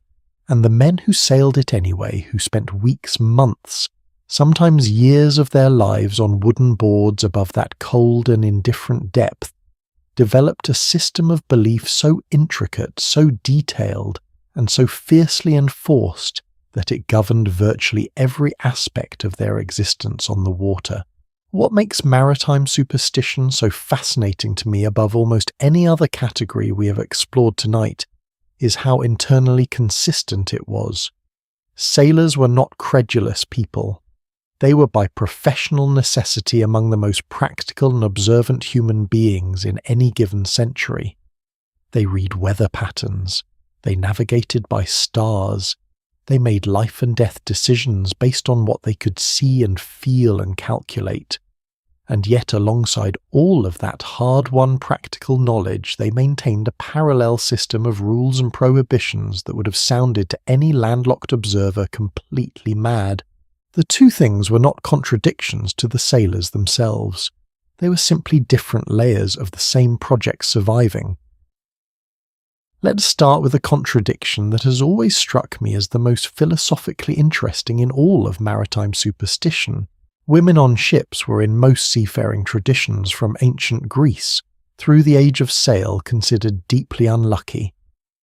Their presence on a vessel was said to anger the sea, to disturb the winds, to invite catastrophe in ways that male sailors could not prevent or counteract. The prohibition was taken seriously. There are accounts of women being refused passage on ships whose captains would have happily transported cargo of equal or greater inconvenience.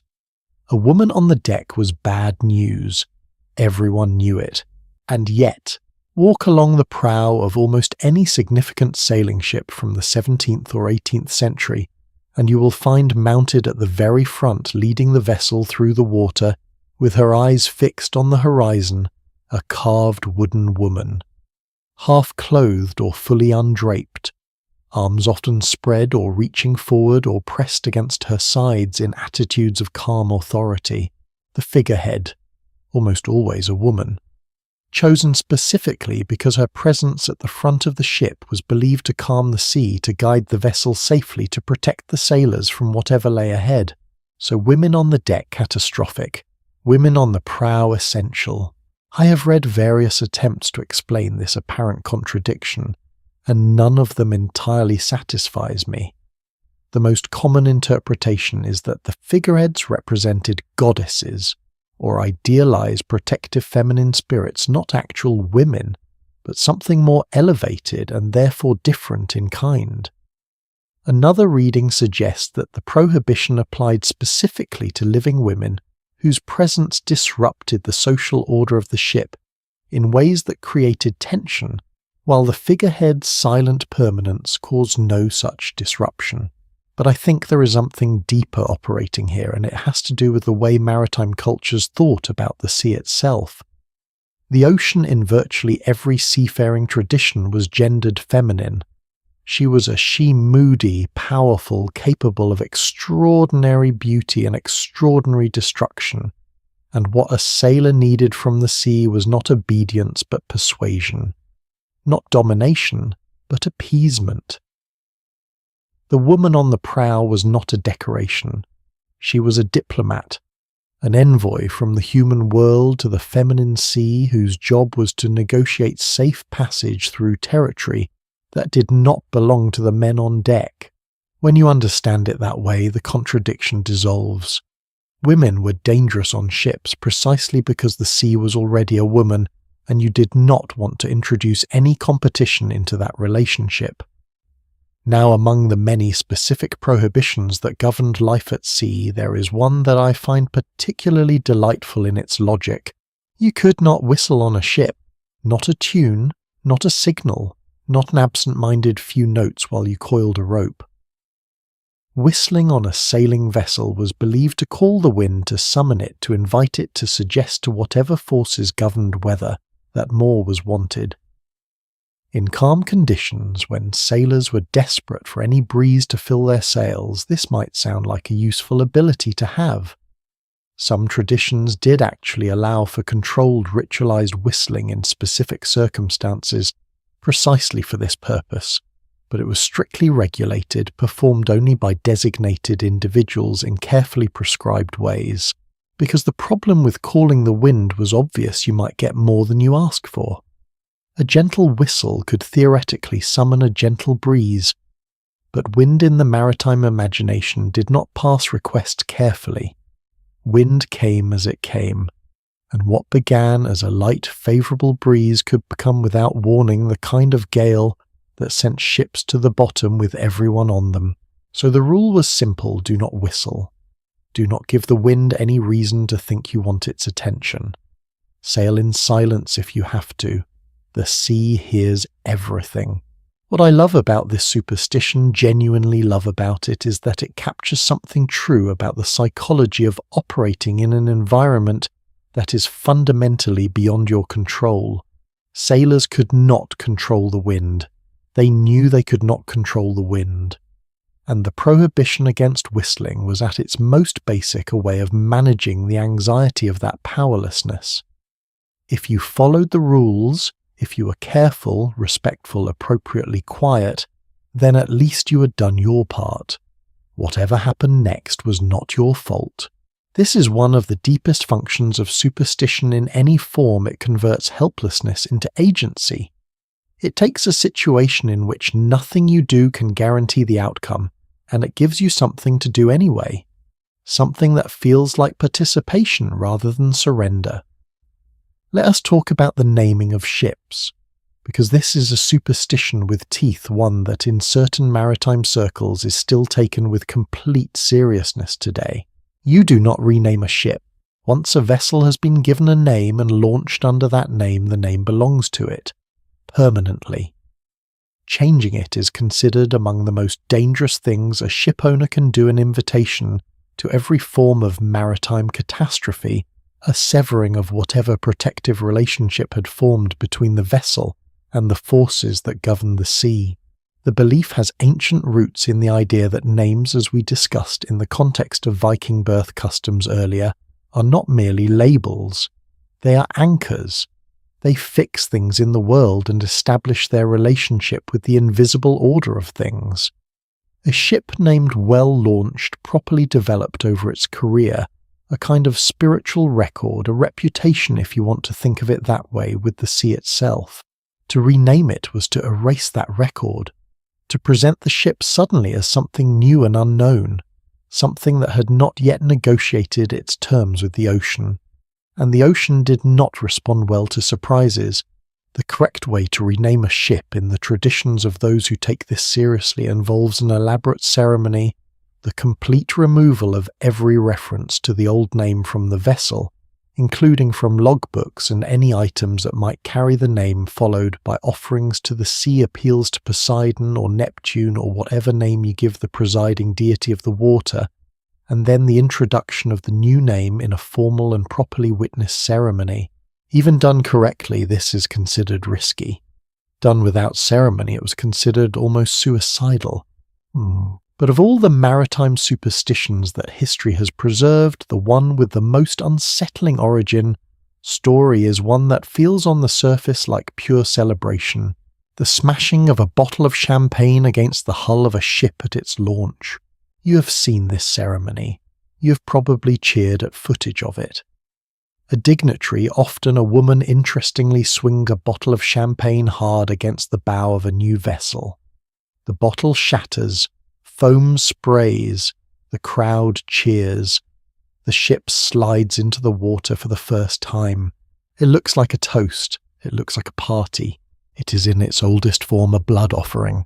The practice of christening a ship at launch predates champagne by several thousand years.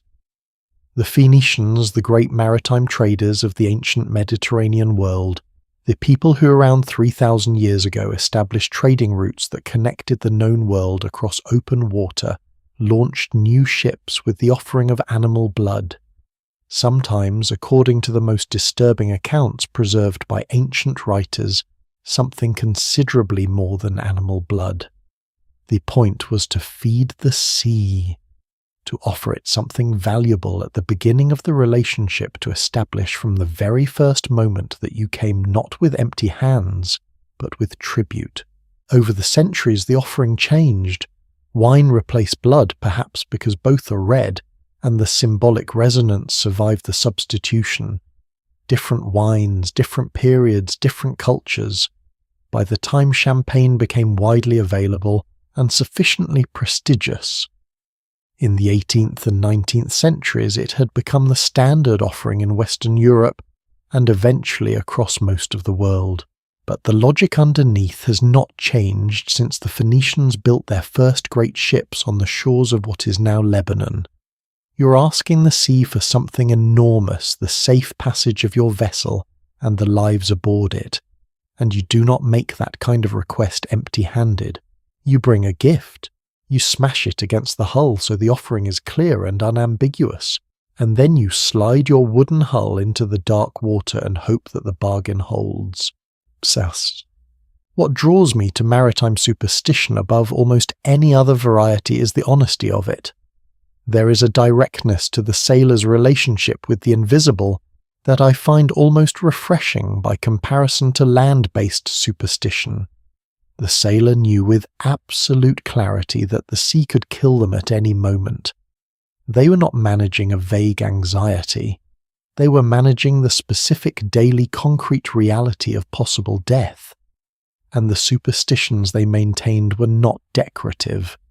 They were their best attempt at a working relationship with the most powerful and least forgiving force they had ever encountered. They whistled the wind carefully or not at all. They kept women off their decks and women on their prows. They named their ships once and kept those names.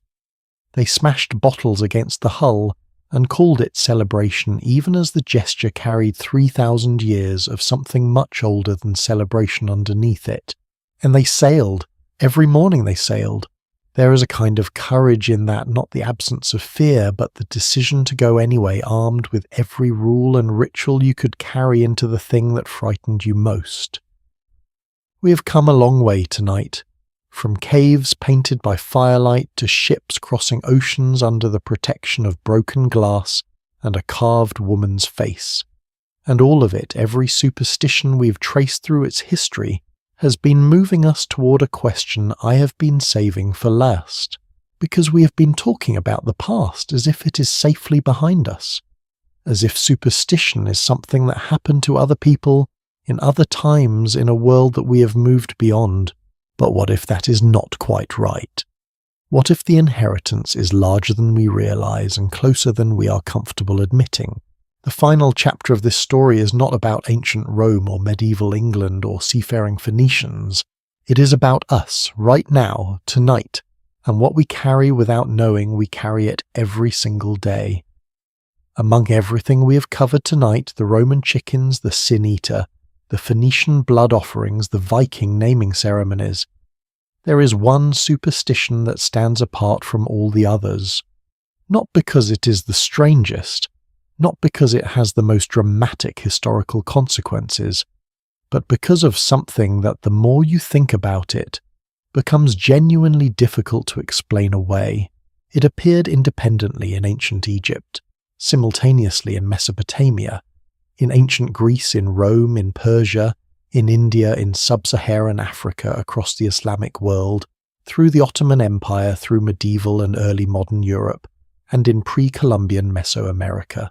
On every inhabited continent, in cultures with no documented contact with one another, at roughly similar moments in their historical development, the exact same fear, the belief that a person could harm another, cause illness, misfortune, wasting disease, the death of livestock, the failure of crops, the sudden, unexplained crying of an infant simply by looking at them, not by touching, not by speaking a curse, not by any physical mechanism that we can point to, simply by the directed gaze of someone who harbored envy, ill will, or sometimes just admiration so intense that it overwhelmed its object. We call it the evil eye. And the reason it appeared everywhere in every culture without any connecting thread that scholarship has been able to identify is a question that has no fully satisfying answer. And that absence of an answer is, I think, one of the most interesting things about it. The oldest physical evidence we have comes from ancient Mesopotamia, from the civilization of Sumer roughly 5,000 years ago. Clay tablets discovered in the region of modern-day Iraq contain inscriptions that scholars have translated as protective spells against the evil eye. The phrasing of these spells makes clear that the belief was already well established by the time they were written, not a new idea being introduced but an old fear being managed with familiar tools. At almost exactly the same historical moment, ancient Egyptian texts began documenting a parallel belief. The eye in Egyptian cosmology was already one of the most charged symbols in the entire religious system. The eye of Horus, the eye of Ra, the protective eye that watched over the dead on the walls of tombs. But alongside these divine eyes there was an acknowledgement of the human eye's dangerous potential, of what envy directed through the gaze could do to an unprotected person. What strikes me most about this simultaneous emergence is the specificity of it. It is not merely that multiple cultures believed in curses. Curses are universal.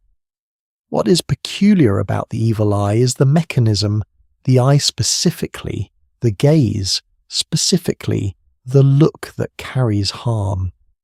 That particular architecture of the belief appears too consistently in too much detail across too many separate traditions to feel entirely like coincidence.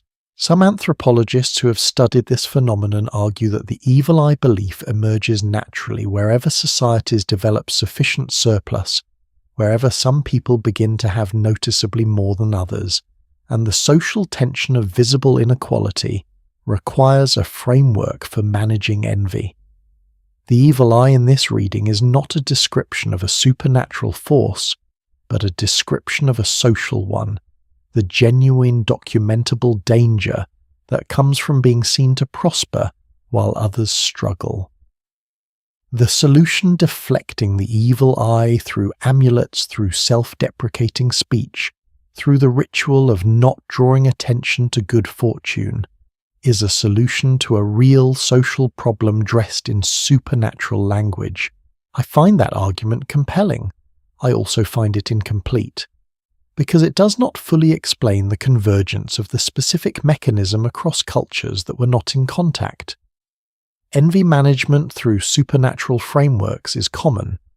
The eye as the specific vehicle of harm, that detail feels like it needs a further answer. Let me tell you about the Nazar. If you have travelled anywhere in Turkey and Greece, in parts of the Middle East or the Balkans, you have almost certainly seen it without perhaps knowing what you were looking at. A small disc typically made of blue glass, featuring concentric circles of dark blue light, blue white, and a dark centre. It hangs in doorways from rearview mirrors, on bracelets and necklaces, in the windows of shops and the entrances of homes. It is roughly 5,000 years old as a concept. The specific blue glass form we recognize today has been produced in roughly continuous tradition in the Aegean region for at least 3,000 years. The colour blue in particular, that specific shade of vivid luminous blue, was believed across a wide range of Mediterranean and Near Eastern cultures to be uniquely resistant to the evil eye. Perhaps because it reflected the colour of the sky or the sea, and these were associated with divine or protective forces. Perhaps because the eye-shaped design could catch and neutralise a harmful gaze by meeting it with a gaze of its own. The amulet, in other words, was a mirror. It looked back. Today the Nazar is produced in enormous quantities in Turkish factories and sold all over the world as decorative objects. Tourists buy them without knowing their purpose. Interior designers use them because they are visually striking. And yet, in the communities where this tradition is still genuinely alive, in villages, in Anatolia, in Greek island towns, in parts of the Levant, the Nazar is not decoration. It is functional. It is placed with intention. It is replaced when it cracks because a cracked naser is believed to have done its job. It took the hit. It absorbed a harmful gaze that would otherwise have landed on the person or home it protected. What I find beautiful about this is the pragmatism of it. Not the poetry, not the mysticism, the sheer practical sensibility. If you are going to believe in an invisible force that can harm you through someone else's gaze, the logical response is to put something in the way that can absorb it. The nazar is not magical thinking, it is applied magical engineering.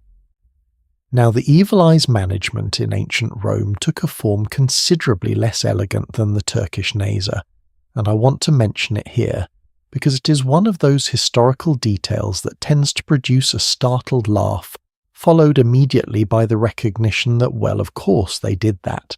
The Romans protected against the evil eye primarily through the use of a device called the fascinum, a carved or cast representation of a specific anatomical feature, often worn as a pendant or hung above doorways or attached to the underside of a chariot.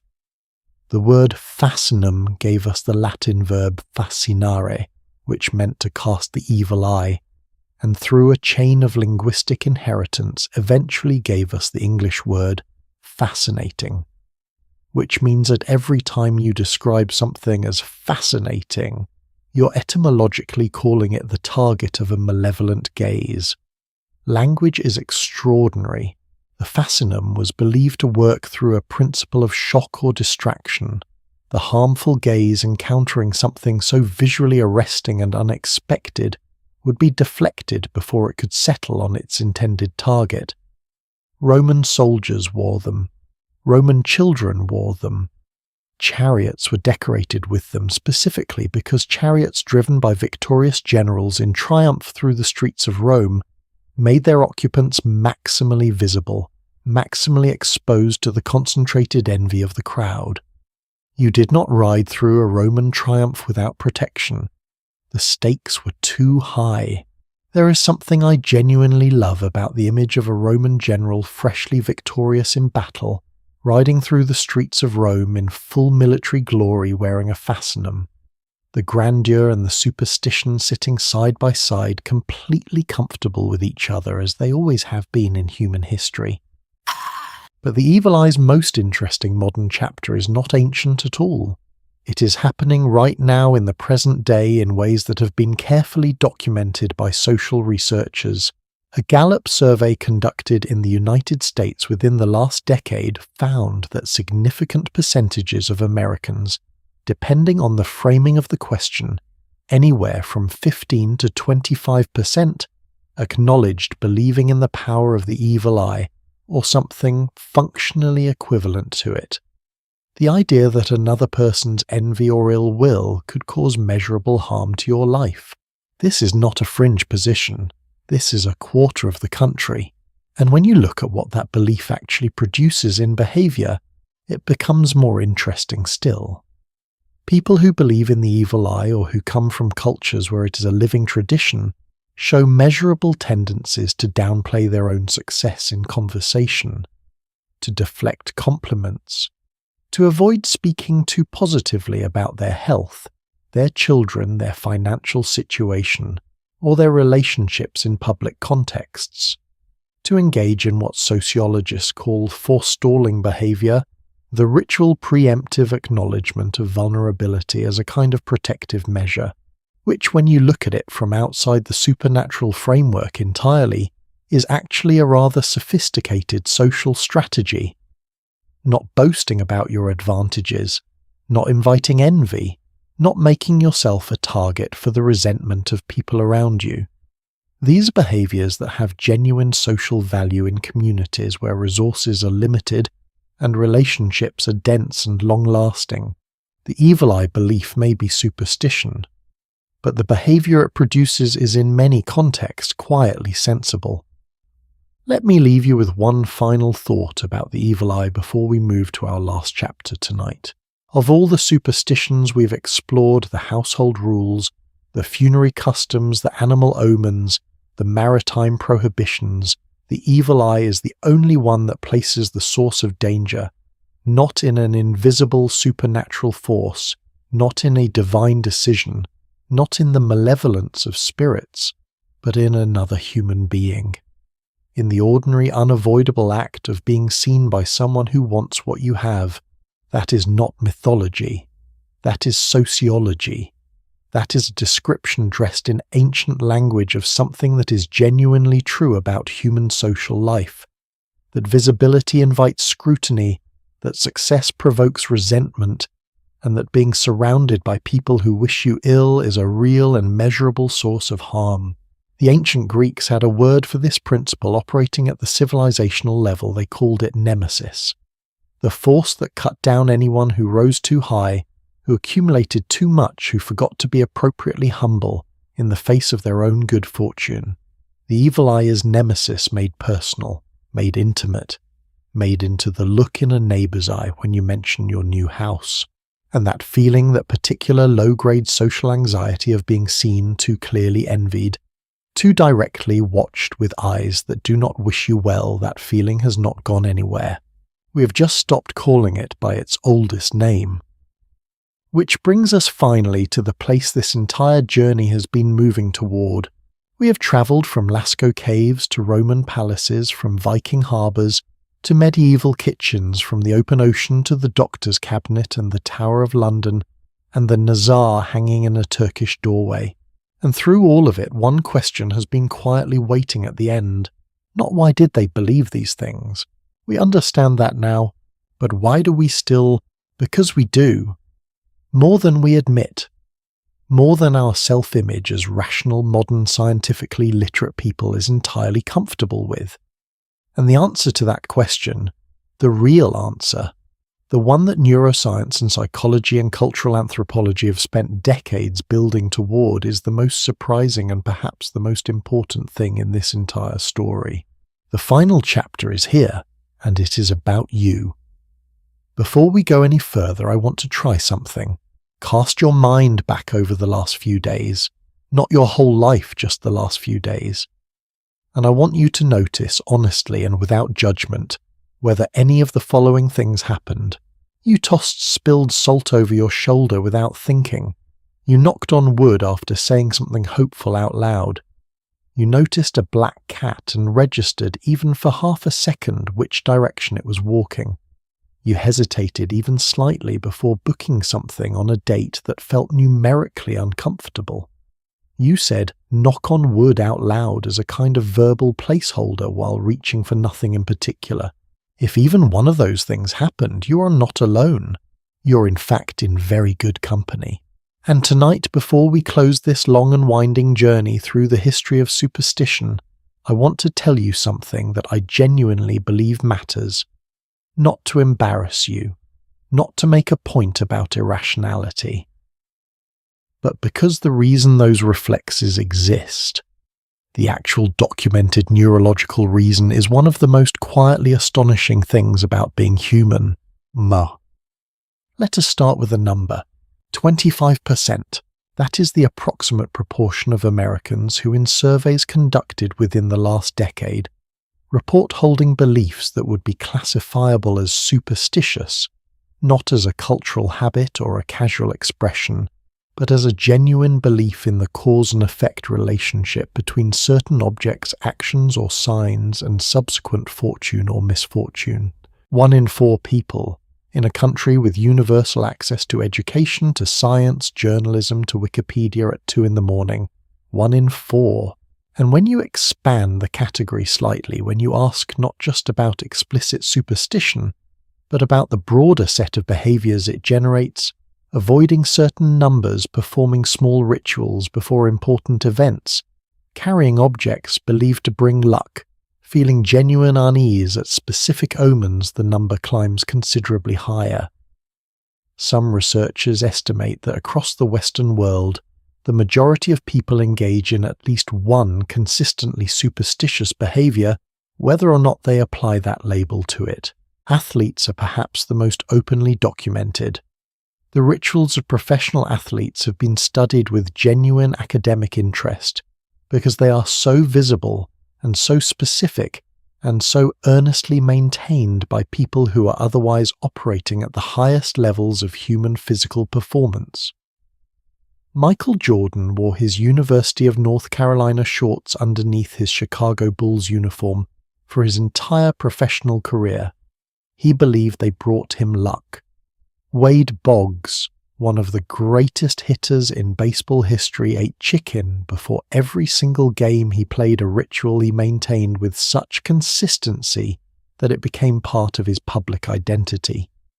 Serena Williams bounced the ball exactly 5 times before her first serve, and exactly twice before her second wore the same pair of socks throughout a successful tournament and tied her shoelaces in a specific sequence she did not vary. These are not naive people. These are elite performers operating at the peak of disciplines that reward precision repetition and rational adjustment to feedback, and yet all of them maintained rituals that had no direct causal relationship to their performance, and all of them, when pressed, would tell you that abandoning those rituals felt genuinely dangerous. Why? The answer, when neuroscience began seriously investigating it in the late 20th and early 21st centuries, turned out to be both simpler and more profound than anyone had anticipated. The human brain, it emerged, has a structural tendency, a deeply wired, evolutionarily ancient tendency toward what researchers call apophenia, the perception of meaningful patterns in random or unrelated information. This is not a malfunction, it is a feature that under the specific pressures of evolutionary history was almost certainly more valuable than its absence. Consider the logic. A creature living in a genuinely dangerous environment, predators, rival groups, unpredictable weather food sources that appear and disappear, faces a specific kind of decision problem. When you hear a rustle in the grass, do you treat it as a threat or ignore it? If you treat every rustle as a threat when most of them are just wind, you waste energy and time. But if you learn to ignore rustles because most of them are wind, and then one of them is a leopard, you are dead. And dead creatures do not pass their genes on. The math of that situation played out over millions of years produces brains that lean heavily toward finding the pattern, toward assuming the connection, toward believing that this and that are related, that cause and effect are operating here, that the universe is telling you something worth hearing. The cost of false positives, of seeing patterns that are not there, is relatively low. The cost of false negatives, of missing patterns that are there, can be your life. Superstition is false positive bias operating in a social and symbolic environment. It is your leopard detection system running on cultural data. And once you understand that the universality of superstition stops being a puzzle, it becomes almost inevitable. But here is the piece that moved me most when I first came across it. And it moved me not because it was surprising, but because it was so perfectly, so uncomfortably apt. Researchers studying the psychology of superstitious behavior have found consistently that it increases under conditions of high uncertainty and low control. When people feel that they understand their situation and have genuine agency within it, superstitious behavior decreases. When people feel that the outcome of something important is beyond their control, that chance or other people's decisions or forces they cannot predict or influence will determine what happens, superstitious behavior increases dramatically. A study conducted in the early 2000s examined the frequency of superstitious behavior among people in different roles within the same workplace. Those in high control, high certainty positions showed relatively low rates of superstitious practice. Those in roles characterized by uncertainty, competition, or outcomes dependent on external judgment, performers, athletes, traders, anyone whose success depended significantly on factors outside their direct control, showed rates of superstitious behavior considerably higher. The ancient Roman soldier performing augury before battle, the Viking mother not naming her child for 9 days, the sailor refusing to whistle, the baseball player eating chicken before every game. The pattern is identical across 3,000 years. When control is low and stakes are high, humans reach for ritual, not because they have failed to think clearly, because thinking clearly has led them to an accurate assessment of their situation, and that assessment is, I cannot guarantee this outcome no matter what I do. And that conclusion is one that the human mind in many circumstances simply cannot rest in without doing something. Superstition is what we do when reason has told us everything it can, and the answer is still uncertain.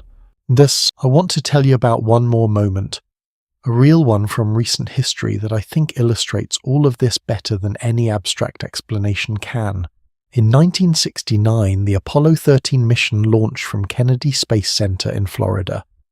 2 days into the mission, an oxygen tank exploded, crippling the spacecraft and turning what had been a routine lunar mission into one of the most dramatic survival stories in the history of human spaceflight. The 3 astronauts, James Lovell, Jack Swigert and Fred Hayes, spent 4 days in a damaged spacecraft rationing power and water and oxygen, performing calculations by hand that would determine whether they lived or died.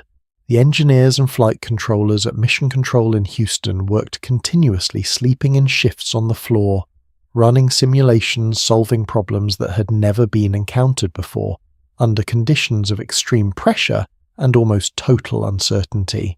And multiple accounts from people who were there.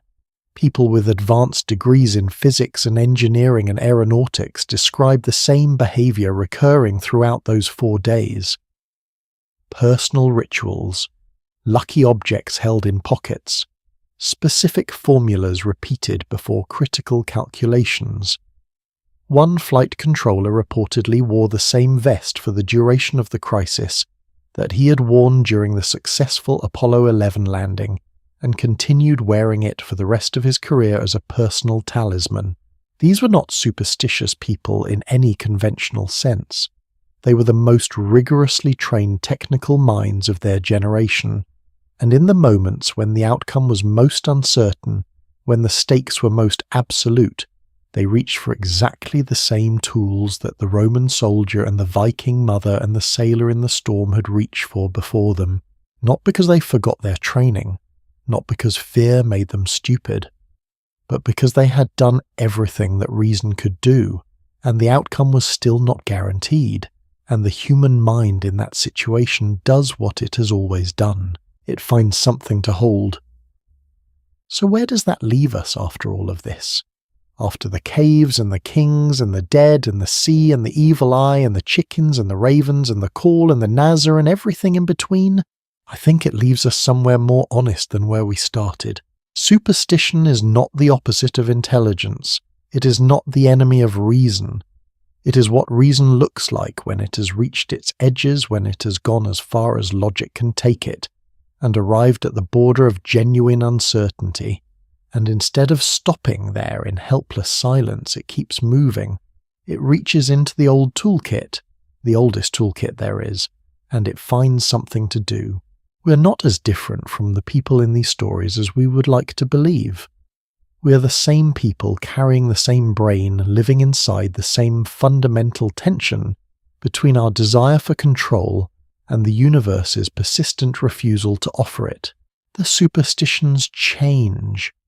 The underlying human need that generates them, the need to find pattern, to create ritual, to transform helplessness into action, to feel that we have done our part in the negotiation between ourselves, and whatever forces govern our fate, that need is as old as the first firelit cave. And I think, and this is just my personal view, for whatever it is worth, that understanding that does not diminish us. It does the opposite. It places us in a line that stretches back to the very beginning of conscious human life. A line of people who looked at an uncertain and sometimes terrifying world and refused to simply endure it passively, who invented meaning, who built ritual, who found in the act of doing something, anything, a dignity that pure helplessness could not offer. That is not a small thing. That is in fact one of the most remarkable things about us. So the next time you knock on wood, and you will knock on wood probably sooner than you expect, maybe let yourself feel it for just a moment before you laugh it off. That small reflexive gesture connecting you to a Celtic forest, to a Norse thunder god, to a Greek sailor and a Roman soldier, and a medieval baker, and a Victorian sailor with a dried membrane in his pocket. You are not being irrational. You are being human in the fullest and oldest sense of that word, and there is nothing wrong with that. Thank you. Genuinely thank you for spending this time with me tonight. We've travelled a long way together, from the very first superstitions painted on cave walls by firelight, all the way to the habits and reflexes that still move through our lives today, without our permission. I hope something in this journey surprised you. I hope something made you pause and see the past or yourself just slightly differently than you did before we started. If it did, I would love to know which part. Leave me a comment, tell me which superstition caught you most off guard, or which one you quietly recognized in yourself. These conversations are what keep this channel alive, and I read more of them than you might think. If you found this worth your time, please consider sharing it with someone who loves history, or someone who knocks on wood without knowing why, or honestly just someone who has trouble sleeping and needs a long, quiet story to drift off to.